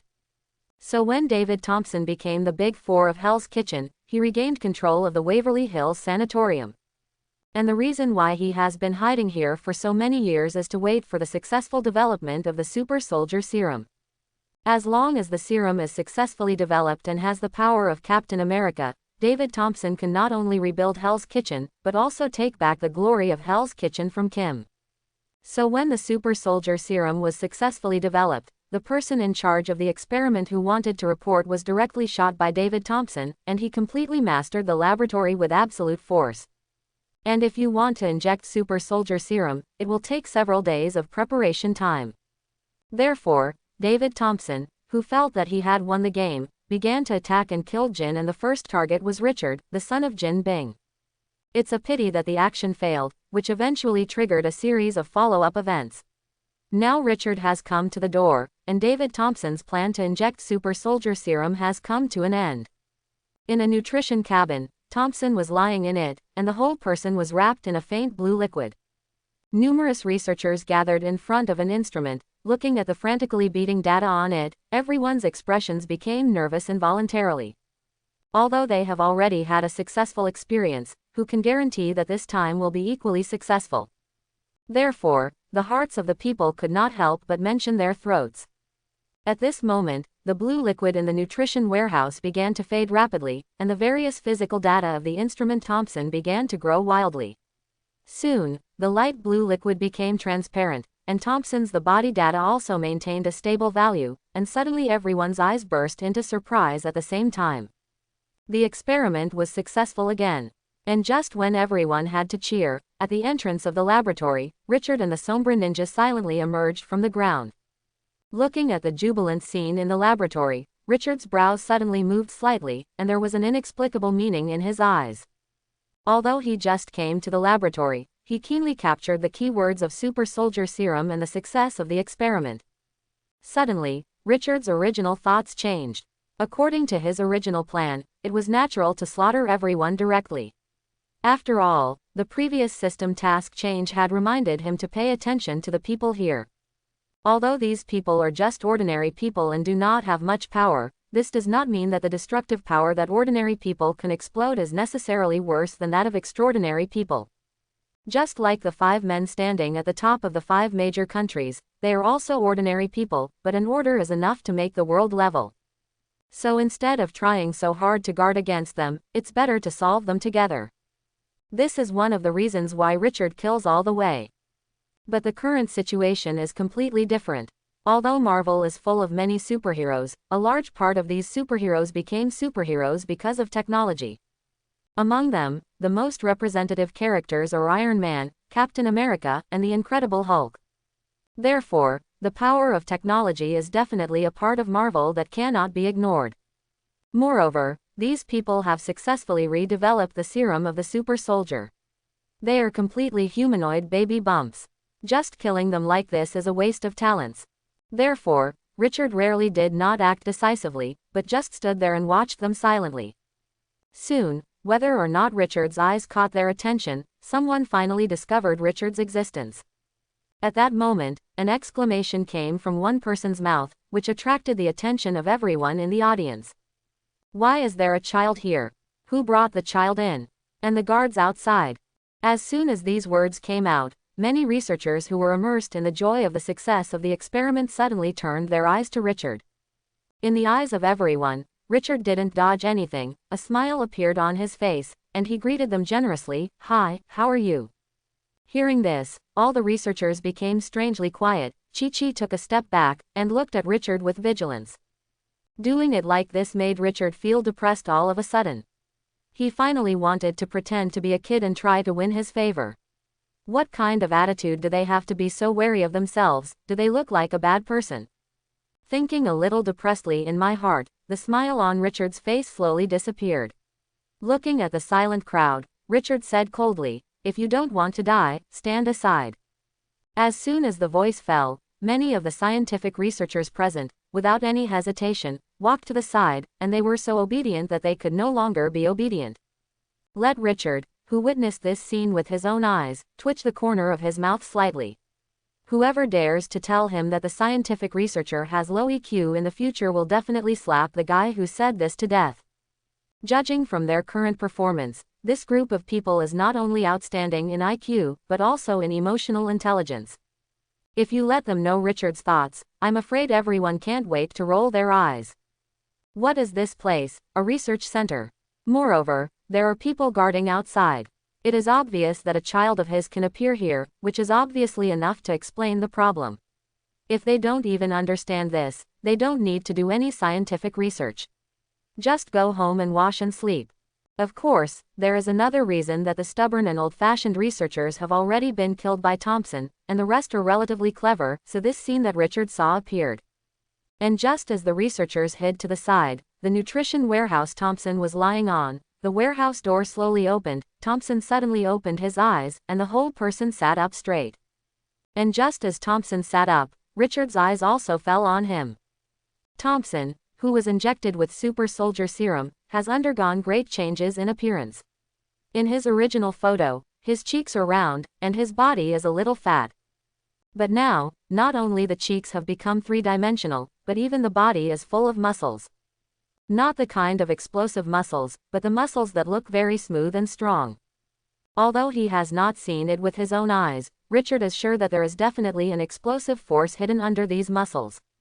Suddenly, Richard's eyes narrowed slightly, and a dangerous light slowly radiated from his eyes. At the same time, Thompson, who sat up from the nutrition warehouse, immediately felt that the atmosphere in the laboratory was wrong the moment he opened his eyes. Immediately, his eyes were locked directly on Richard. After all, he was too conspicuous, and Thompson had seen Richard. To be precise, I have seen pictures of Richard. A sharp light with surprise flashed in Thompson's eyes, and Thompson directly met Richard's line of sight, his tone not fluctuating at all. "You are Jin Bing's son, right? Jin Bing has the courage to release a child alone. I don't know what means are prepared for you." It came quite fast, but after all, it was a step slower. It just so happened that I was going to find Jin and settle the old accounts. Since you have brought it to the door yourself, I will use you to open the knife and give Jin a big gift. While talking, Thompson stood up from the nutrition warehouse on his own, and at the same time, the power of the superior also slowly radiated with his movement. At this moment, his body is bare and there is no obstruction, but he does not feel embarrassed, as if the people present are not wearing clothes, not him. At this moment, after listening to Thompson's words, Richard tilted his head slightly upward, as if looking down at Thompson, and said indifferently, "If you want to trouble my father, why don't you think about how you got out of here alive today? Don't think that you are invincible by injecting a super serum. The ability does not mean anything. The key is how to use it and who is using it. While Richard was speaking, a black shadow ninja kept rising from the ground and instantly surrounded Thompson.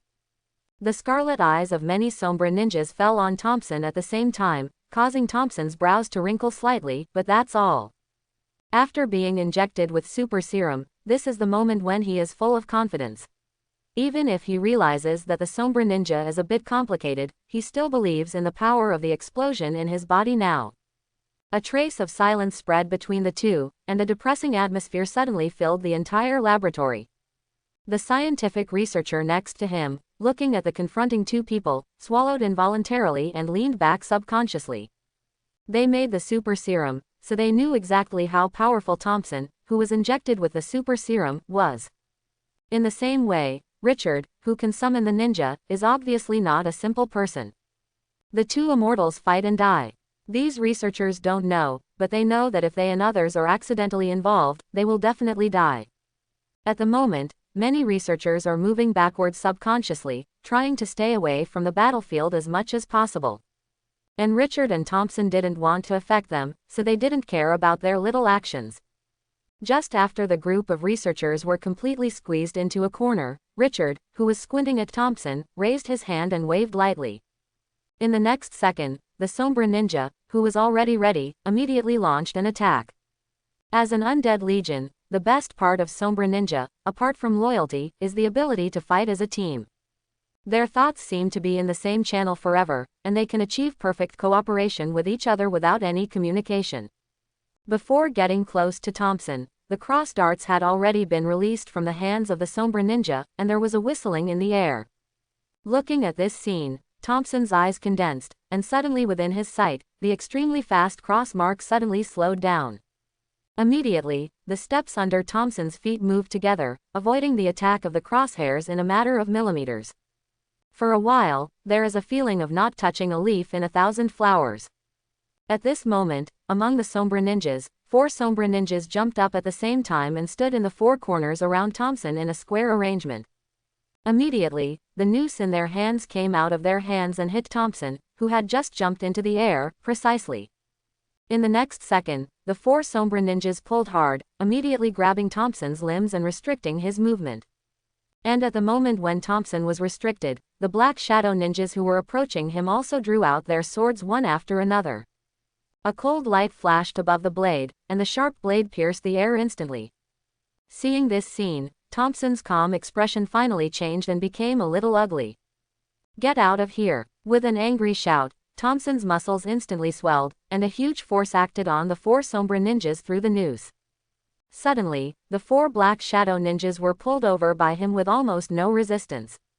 And Thompson's fist roared out at this moment, and quickly hit the 4 Sombra ninjas. With a sudden bang, the 4 Sombra ninjas turned into a black gas and disappeared in the air. And just when Thompson had just released the restraint and had no time to breathe, the next wave of Sombra ninjas' attack had arrived. One after another bright knife light, attacked directly towards his vital point. The sense of crisis greatly increased in Thompson's heart, and Thompson quickly won most of the deadly attacks with his sharp reaction. But there are still some less deadly attacks that fall on him. Immediately, dense knife edges appeared on his body. But a magical thing happened in the next second. Before the blood in the wound could flow out, the wound on Thompson's body was already wriggling fast and healed quickly at a speed visible to the naked eye. Looking at this scene, Sombra ninja didn't have any mood swings, or they didn't have any mood at all, only Richard narrowed his eyes instantly. After the first wave of offensive, Thompson finally broke out his strength. With the injection of super serum, whether it is physical fitness, the degree of neural response, or cell regeneration, he has reached the limit of human beings at this moment. Although the ninja is elusive and cooperates closely, the individual strength is a bit poor after all, so I saw Thompson rushing into the ninja, and a pair of iron fists kept waving, and every punch fell. There must be a ninja who turned into black gas. Immediately, the Black Shadow ninja on the field decreased at a speed visible to the naked eye, and Thompson also regained his previous indifference, and even showed a smile on his face, and the smile was full of confidence. Richard keenly captured the confident smile on his face, and the corner of his mouth couldn't help but tilt upwards slightly, and he also smiled. Thompson should have felt that he was winning, but he would never know that Sombra is immortal and endless. At that moment, Richard waved his little hand, and all of a sudden, black shadow ninjas reappeared. With blood-red eyes, without the slightest anger, the number of Sombra ninjas who had been reduced to a certain level has now increased by hundreds. Even more than the number of attacks in the first wave. And with the second batch of Sombra joining the battle group, Thompson, who had just relaxed, felt the heavy pressure again. At the same time, the confident smile on his face gradually disappeared, replaced by a particularly ugly look. How many such creatures can this kid summon? With a curse in my heart, Thompson's attack became more and more violent, and the speed became faster and faster. For a time, the entire laboratory was affected, and all kinds of high-precision instruments were destroyed by the aftermath of the battle between the two sides. The entire laboratory seemed to have been blown by an 8th-level typhoon, turning it into a mess. Looking at the faintly mad Thompson, Richard not only had no fear, but a playful smile appeared on the corner of his mouth. Immediately, with a thought, wave after wave of black shadows, ninjas constantly rose from the ground and quickly joined the battle group. In the end, most of the space in the entire laboratory was basically occupied by the Black Shadow Ninja. And Thompson finally realized the seriousness of the matter at this moment. These monsters not only did not kill less and less, but killed more and more. And as the number of Black Shadow Ninjas increased, the pressure he was under also increased, and at this moment his body was covered with countless wounds. Although it is still slowly recovering, it has been much slower than the beginning. Everything must follow the law of conservation of energy. Thompson has gained the ability to regenerate quickly, but this also means that he has to consume more power to recover from the injury. And the speed of recovery is not as good as before. Obviously, the energy in his body is constantly decreasing, which is why this situation is caused. And Thompson himself realized this, and now he slowly exhaled a turbid breath. While fighting, his eyes quickly looked in all directions, but he began to find a way out for himself. Even though there are 10,000 people who don't want to admit it, he has to admit that he is defeated, although his single strength far exceeds that of Sombra. But under the endless stream of crowd tactics, he was barely better than Sombra Ninja, and it was only a matter of time before he was dragged down. However, if he wanted to escape, how could Richard just let him escape? In addition, Richard has spent too much time on him, so Wei Wei moves his body, and Richard has already planned to do it himself. Calling out 10 Black Shadow Ninjas to guard beside him again, Richard sat cross-legged on the ground and slowly closed his eyes. The next second, an invisible soul body suddenly emerged from Richard's body. This is exactly the ability of the Sheep Charm, one of the 12 charms Richard obtained before, out of body. The performance of this skill in the anime is very weak, and even a bit tasteless, but this does not mean that this skill cannot fight. As the saying goes, there is no ability to waste, only people who are waste. Richard, since he got the Sheep Charm, he has been constantly exploring the ability of the Sheep Charm. He has already thoroughly researched the Sheep Charm, and has developed an attack method that is unique to the Sheep Charm. There are 2 specific abilities of the Sheep Charm. The first out of the body, the second into a dream. The body without the soul suddenly turned into a body, sitting cross-legged on the ground under the guard of 10 Black Shadow Ninjas. And Richard's soul, at this moment, is heading towards Thompson in the center of the battlefield. Thompson, who was fighting, was unaware of the approaching Richard. Without the slightest effort, Richard had come to Thompson's side.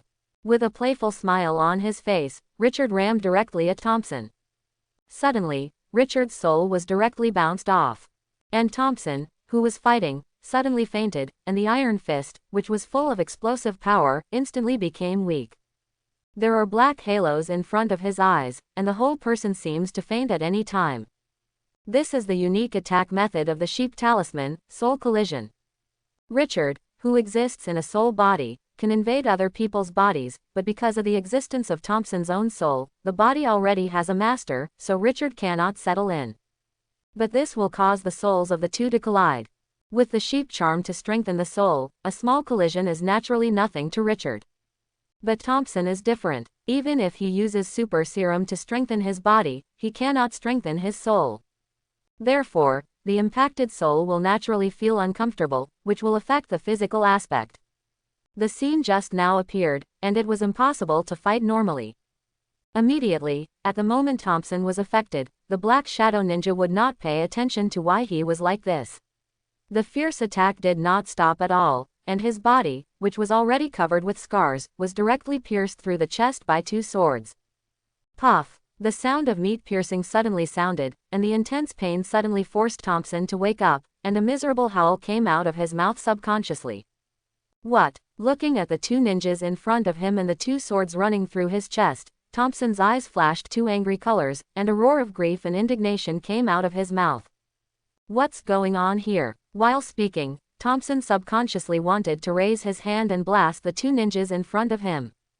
But just when he was about to start, Richard, who was floating beside him, slammed into him again.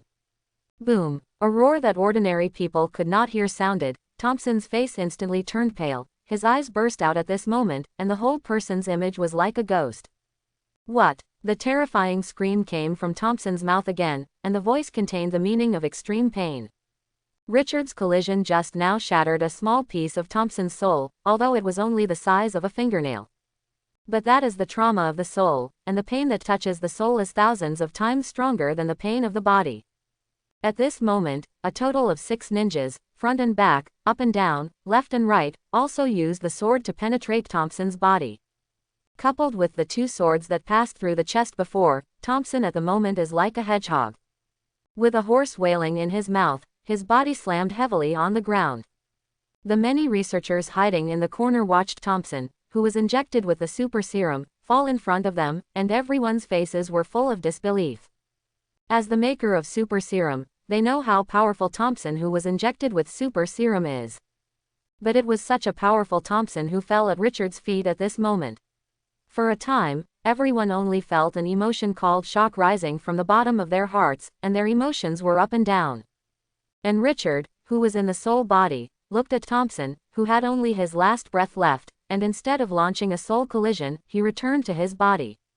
After regaining control of his body, Richard stood up from the ground and moved closer to Thompson. The 10 ninjas beside him followed him like personal guards. In the end, Richard stood still 10 meters away from Thompson, and had no idea of continuing to approach. As the saying goes, there are still 3,000 nails left in the broken boat. Don't look at Thompson's last breath, but Richard is sure that once he gets close, Thompson will never mind pulling him to his death, so it is naturally impossible for Richard to get close to him. Tell me, where are the other 3 giants of Hell's Kitchen? Richard's indifferent voice sounded slowly. Thompson forced his head to look at Richard, a hint of disappointment flashed in the bottom of his eyes, and then a mocking smile appeared on his face. You can't find them, they will avenge me.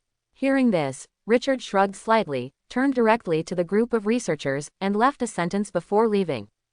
Kill it, remember to chop off your head. As soon as these words came out, Thompson's eyes popped. He didn't expect Richard to be so decisive, and he wanted to stop Richard immediately. But Sombra moved the moment Richard gave the order. Before Thompson could speak, Senhan's knife flashed past, and a head rolled to the ground. The blood raced from the neck and shot for more than 10 meters. All the researchers who witnessed this scene trembled, and there was a look of fear on their faces. Especially when Richard approached them, it made them squeeze together in horror. Looking at Richard, a 9-year-old child, everyone seems to be looking at the devil, and their eyes are full of fear and awe. And Richard didn't bother to talk nonsense with them, so he spoke directly. Work for me in the future, and someone will come to discuss your treatment later. I don't want anyone to reject me. Give you 10 minutes to pack up all the materials that can be used. In addition, he has made a specimen for you. Let's see if you can study something from him.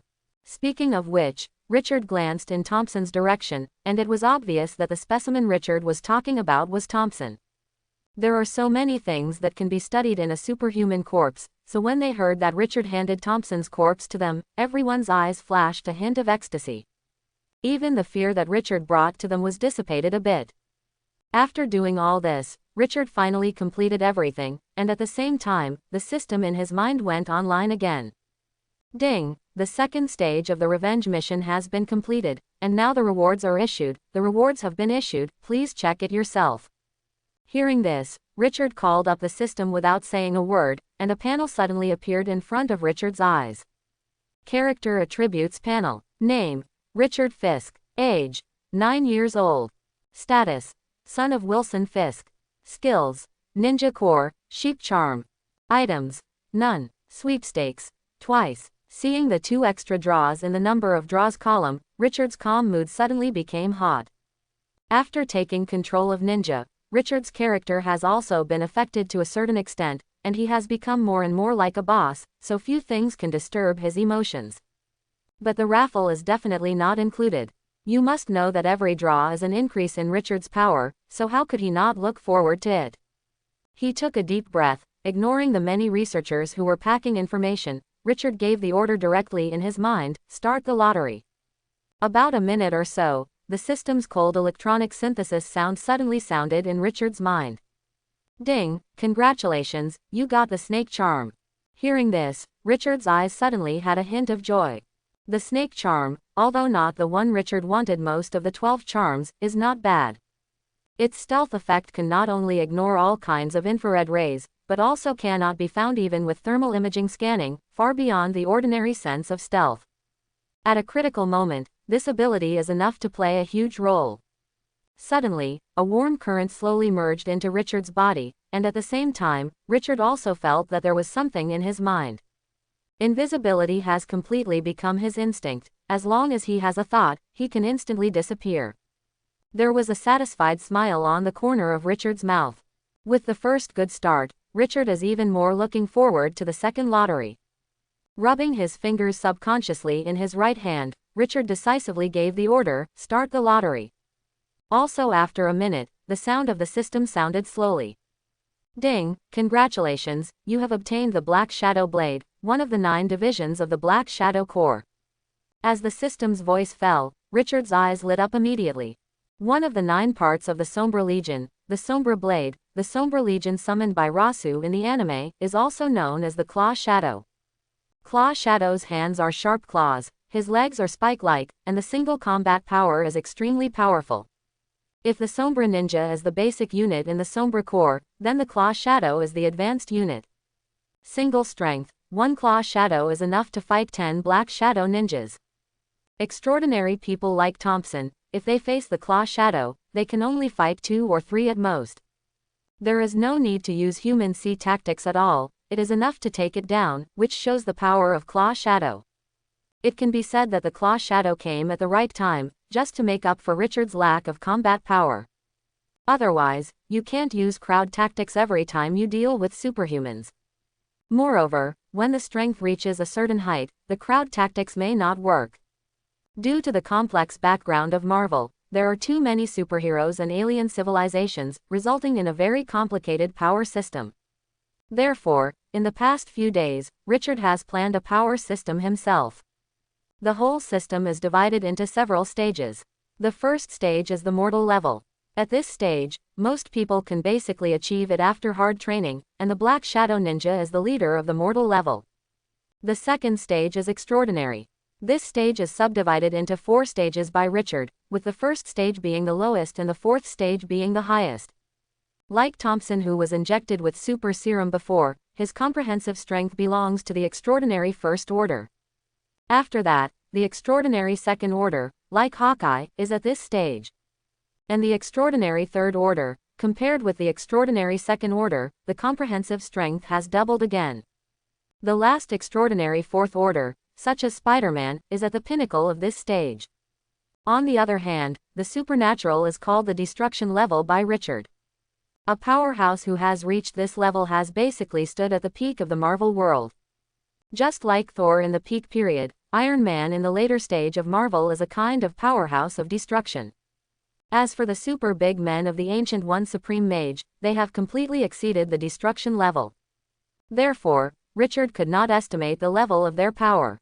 Even the first few stages were roughly calculated by Richard. It can only be used as a reference and not as a standard. After all, the mortal level Sombra relied on crowd tactics to kill the extraordinary level Thompson.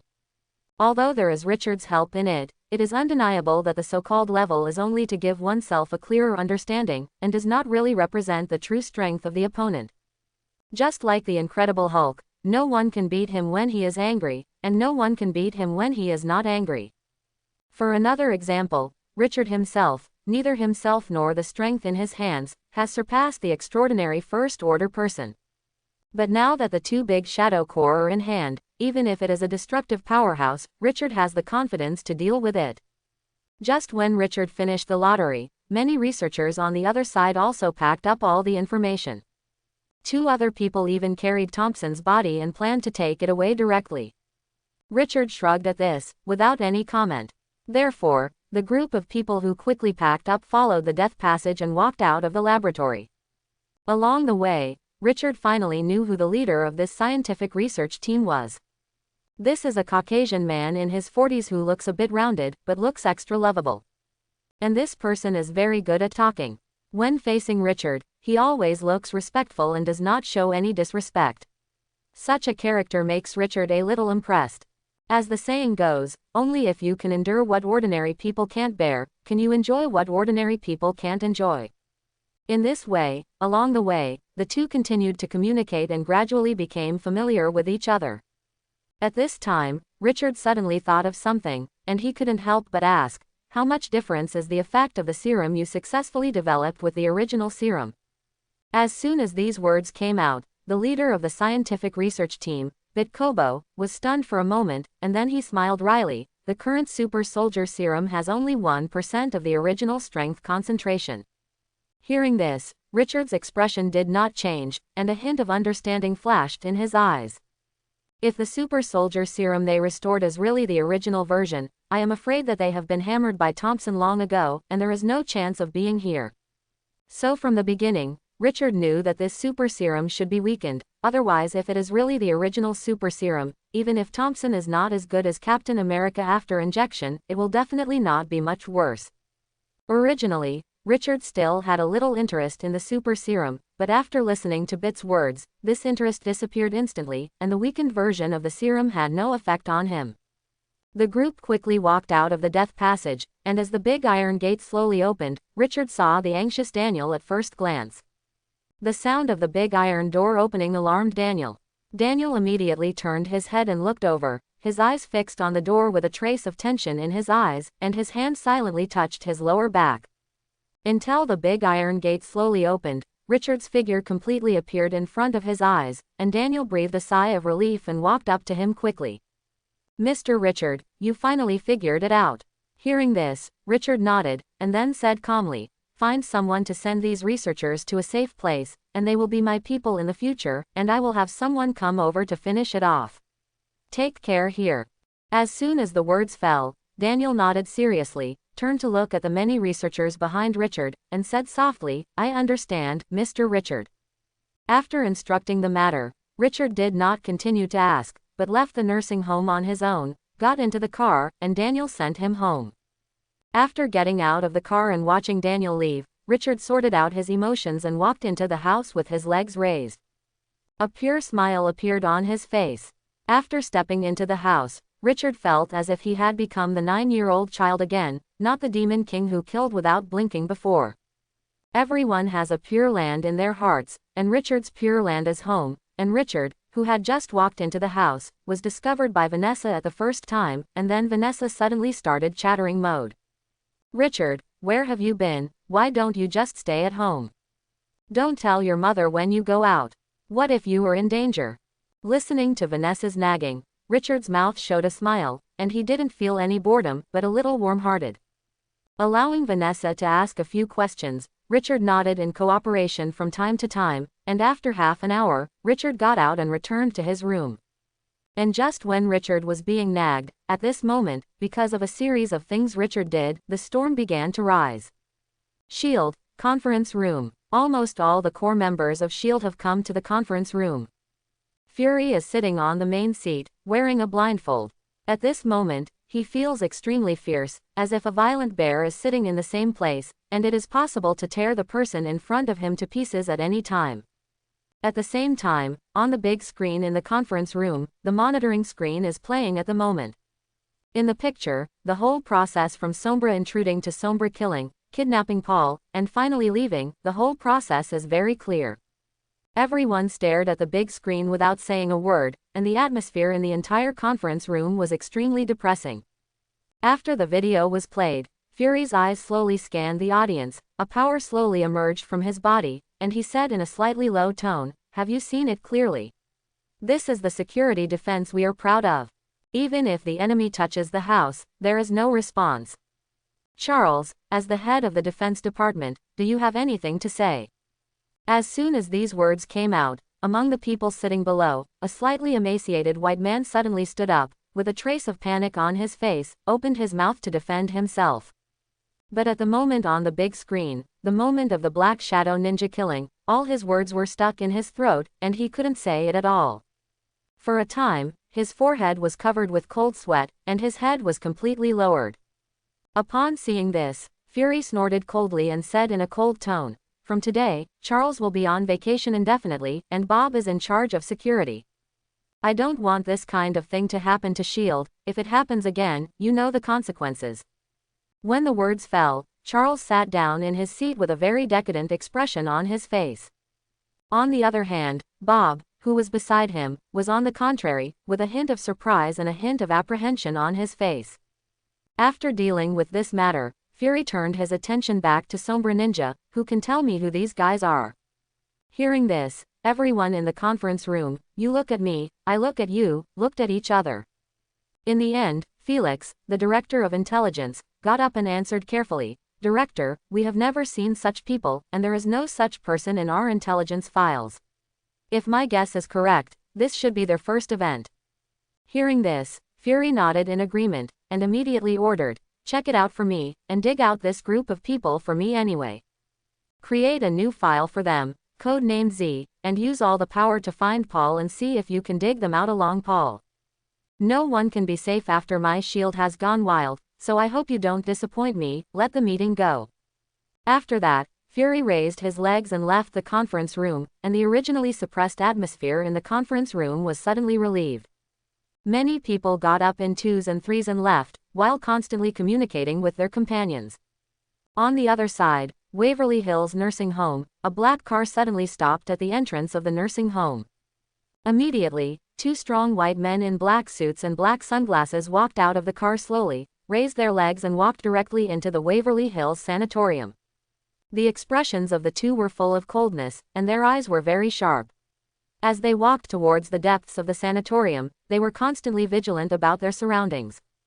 The moment they stepped into the sick building, the expressions of the two of them changed almost at the same time, and they smelled a strong smell in the air for the first time. Immediately, the speed of the two of them accelerated, and they quickly checked the situation in the ward, but the entire ward was empty at the moment. When they came to the deepest underground laboratory, they looked at the damaged laboratory. The faces of the two suddenly became extremely ugly.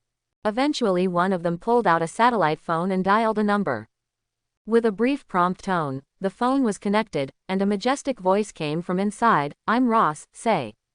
Hearing this, the caller lowered his head subconsciously and said respectfully, "General Ross, something happened to the laboratory, everyone disappeared, and the entire laboratory was completely damaged." Boom. There was a crisp ring on the phone, and the caller trembled. After a while of silence, Rosa's voice on the phone rang again. "Come back first, you don't have to worry about this matter." Hearing the order, the caller nodded heavily. "Understood, General." After the phone was hung up, the two looked at each other and turned to leave the nursing home. On the other side, in a military building, Ross put the phone heavily on the table, his face covered with gloomy colors. Ross is a lieutenant general of the Star-Spangled Federation, and a general with real power. And he is in charge of the research and development of the super serum. As a hawk, Ross has always been known for his iron and blood. Looking at the entire Stars and Stripes Federation, very few are brave enough to provoke him. But now, the super serum he is in charge of has not only been taken over by the laboratory, but all the information has been lost. Although he has backups here, the most important thing is that the group of researchers responsible for the research on super serum have all disappeared. Thinking of this, Ross's heart suddenly filled with murderous intent. "Check, contact FBI, be sure to find out for me, I want to know who touched my things." The gloomy words echoed slowly in the office. Ross's secretary, Hathaway, nodded quickly and quickly started to contact FBI. Soon, FBI's people were dispatched one after another to investigate the ins and outs of the whole thing. On the other side, the intelligence force of S.H.I.E.L.D. also acted quickly. If the two major intelligence agencies want to seriously investigate a matter, there are basically few things in this world that can hide from them. Soon they each found clues. The first is S.H.I.E.L.D. As the intelligence director of S.H.I.E.L.D., Paul never lacks some secret means. Like a location tracker. Although he has turned into a mummified corpse, the location tracker is still hidden on him. Therefore, Paul's body was quickly salvaged from the sea by S.H.I.E.L.D. Looking at Paul, who had turned into a mummified corpse, the intelligence personnel of S.H.I.E.L.D. became extremely ugly, but they still endured the discomfort and sent the corpse back to S.H.I.E.L.D. The body was found, although the murderer had not been found, but there was a breakthrough. S.H.I.E.L.D. directly used its authority to mobilize all surveillance near the coastline. In the end, hundreds of intelligence personnel looked at it for 6 hours without sleep, and finally found the person who dumped the corpse. Be a gang member belonging to a small gang nearby. Follow this line all the way, and soon the information about Daniel is on Fury's table. Similarly, the progress of the FBI on the other side is not slow, and the Waverly Hills Sanatorium is not a lively place. There are only a handful of people coming and going every day. After mobilizing surveillance at all major intersections in the slum, FBI finally locked the vehicle driven by Daniel, which appeared on 8th Avenue that day. So Daniel's information was also sent to Roosevelt's desk. Daniel, who didn't know that he had been investigated, was standing in front of Jin Bing at the moment, telling the truth about what he had done with Richard. The whole process did not miss the slightest detail. Except for the laboratory, he did not participate, including Richard's massacre at the Waverly Hills Sanatorium. Jin Bian leaned back on the office chair, holding a cigar in his hand, with an indifferent expression on his face.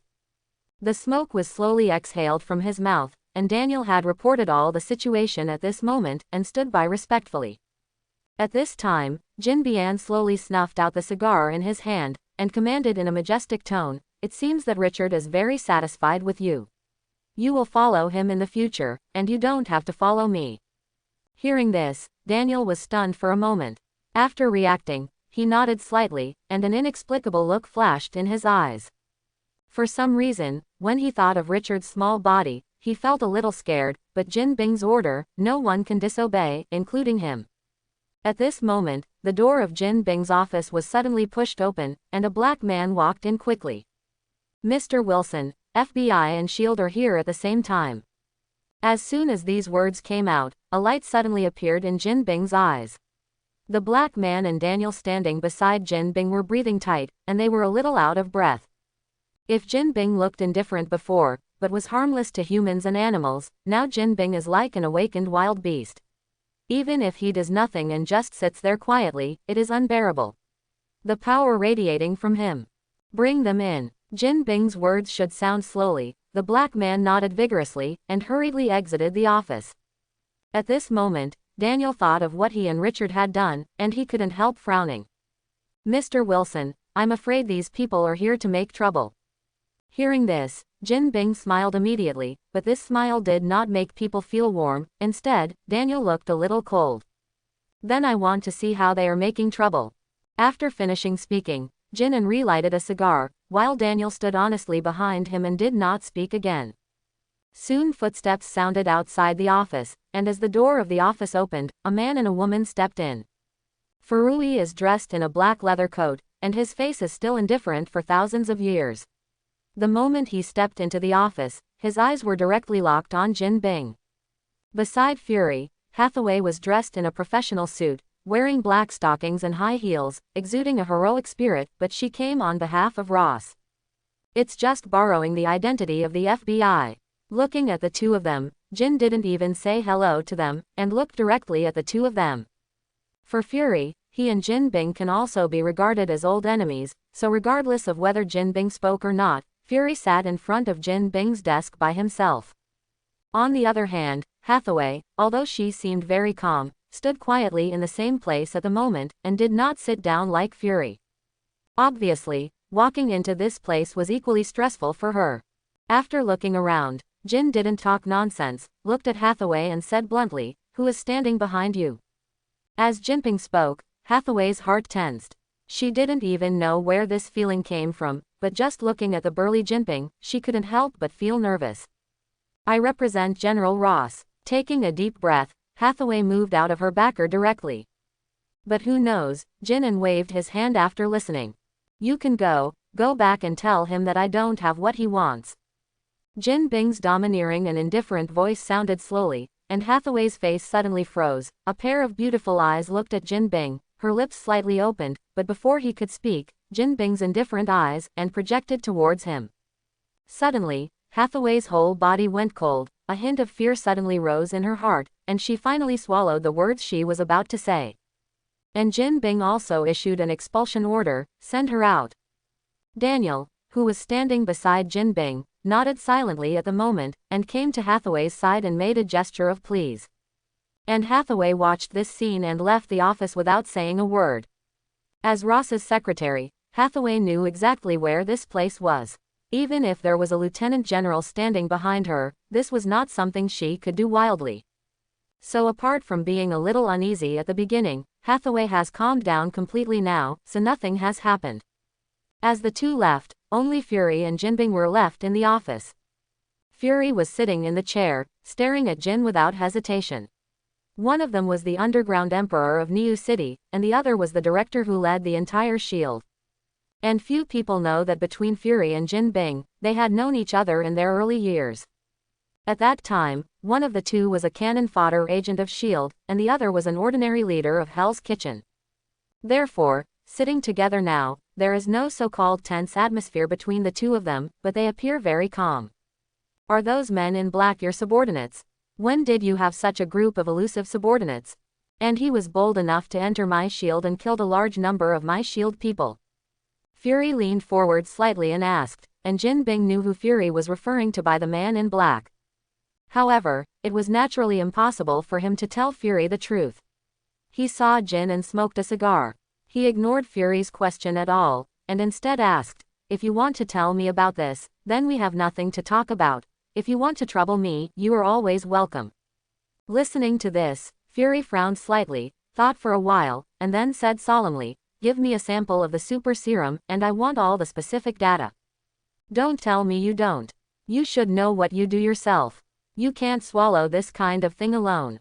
After that, Fury looked at Jin Bing quietly, while Jin Bing showed a trace of contemplation on his face. After a while, Jin Bingkai said again, "If you take care of Ross, the things you want will naturally be delivered to your door." "No problem, then I'll wait for your good news." Fury agreed, no longer staying, and got up and left Jin Bing's office. One of the two is a policeman and the other is a bandit. No one is happy when they stay together, so after negotiating the conditions, Fury left decisively. And the reason why Jin Bian agreed, just as Fury said, he can't swallow the super serum alone, and the trouble caused by Richard needs to be quelled, so there is this exchange of interests. As for the bloodshed hidden in this exchange of interests, neither of the two cared about it. At their level, only the interests were real. As for how many people were killed or injured, it was not within their scope of consideration. In this way, all the consequences of Richard's actions were blocked by Jin. Although he gave up a super serum and all the research materials, this thing was originally stolen, and it was not a loss at all. Make big profits. To say that the biggest loss is probably General Ross. Not to mention that the super serum that originally belonged to his own research and development was taken away, even the secret research room of the Waverly Hills Sanatorium was completely destroyed. If you want to carry out in vivo experiments in the future, I am afraid it will take a lot of trouble. Therefore, General Ross is naturally full of anger.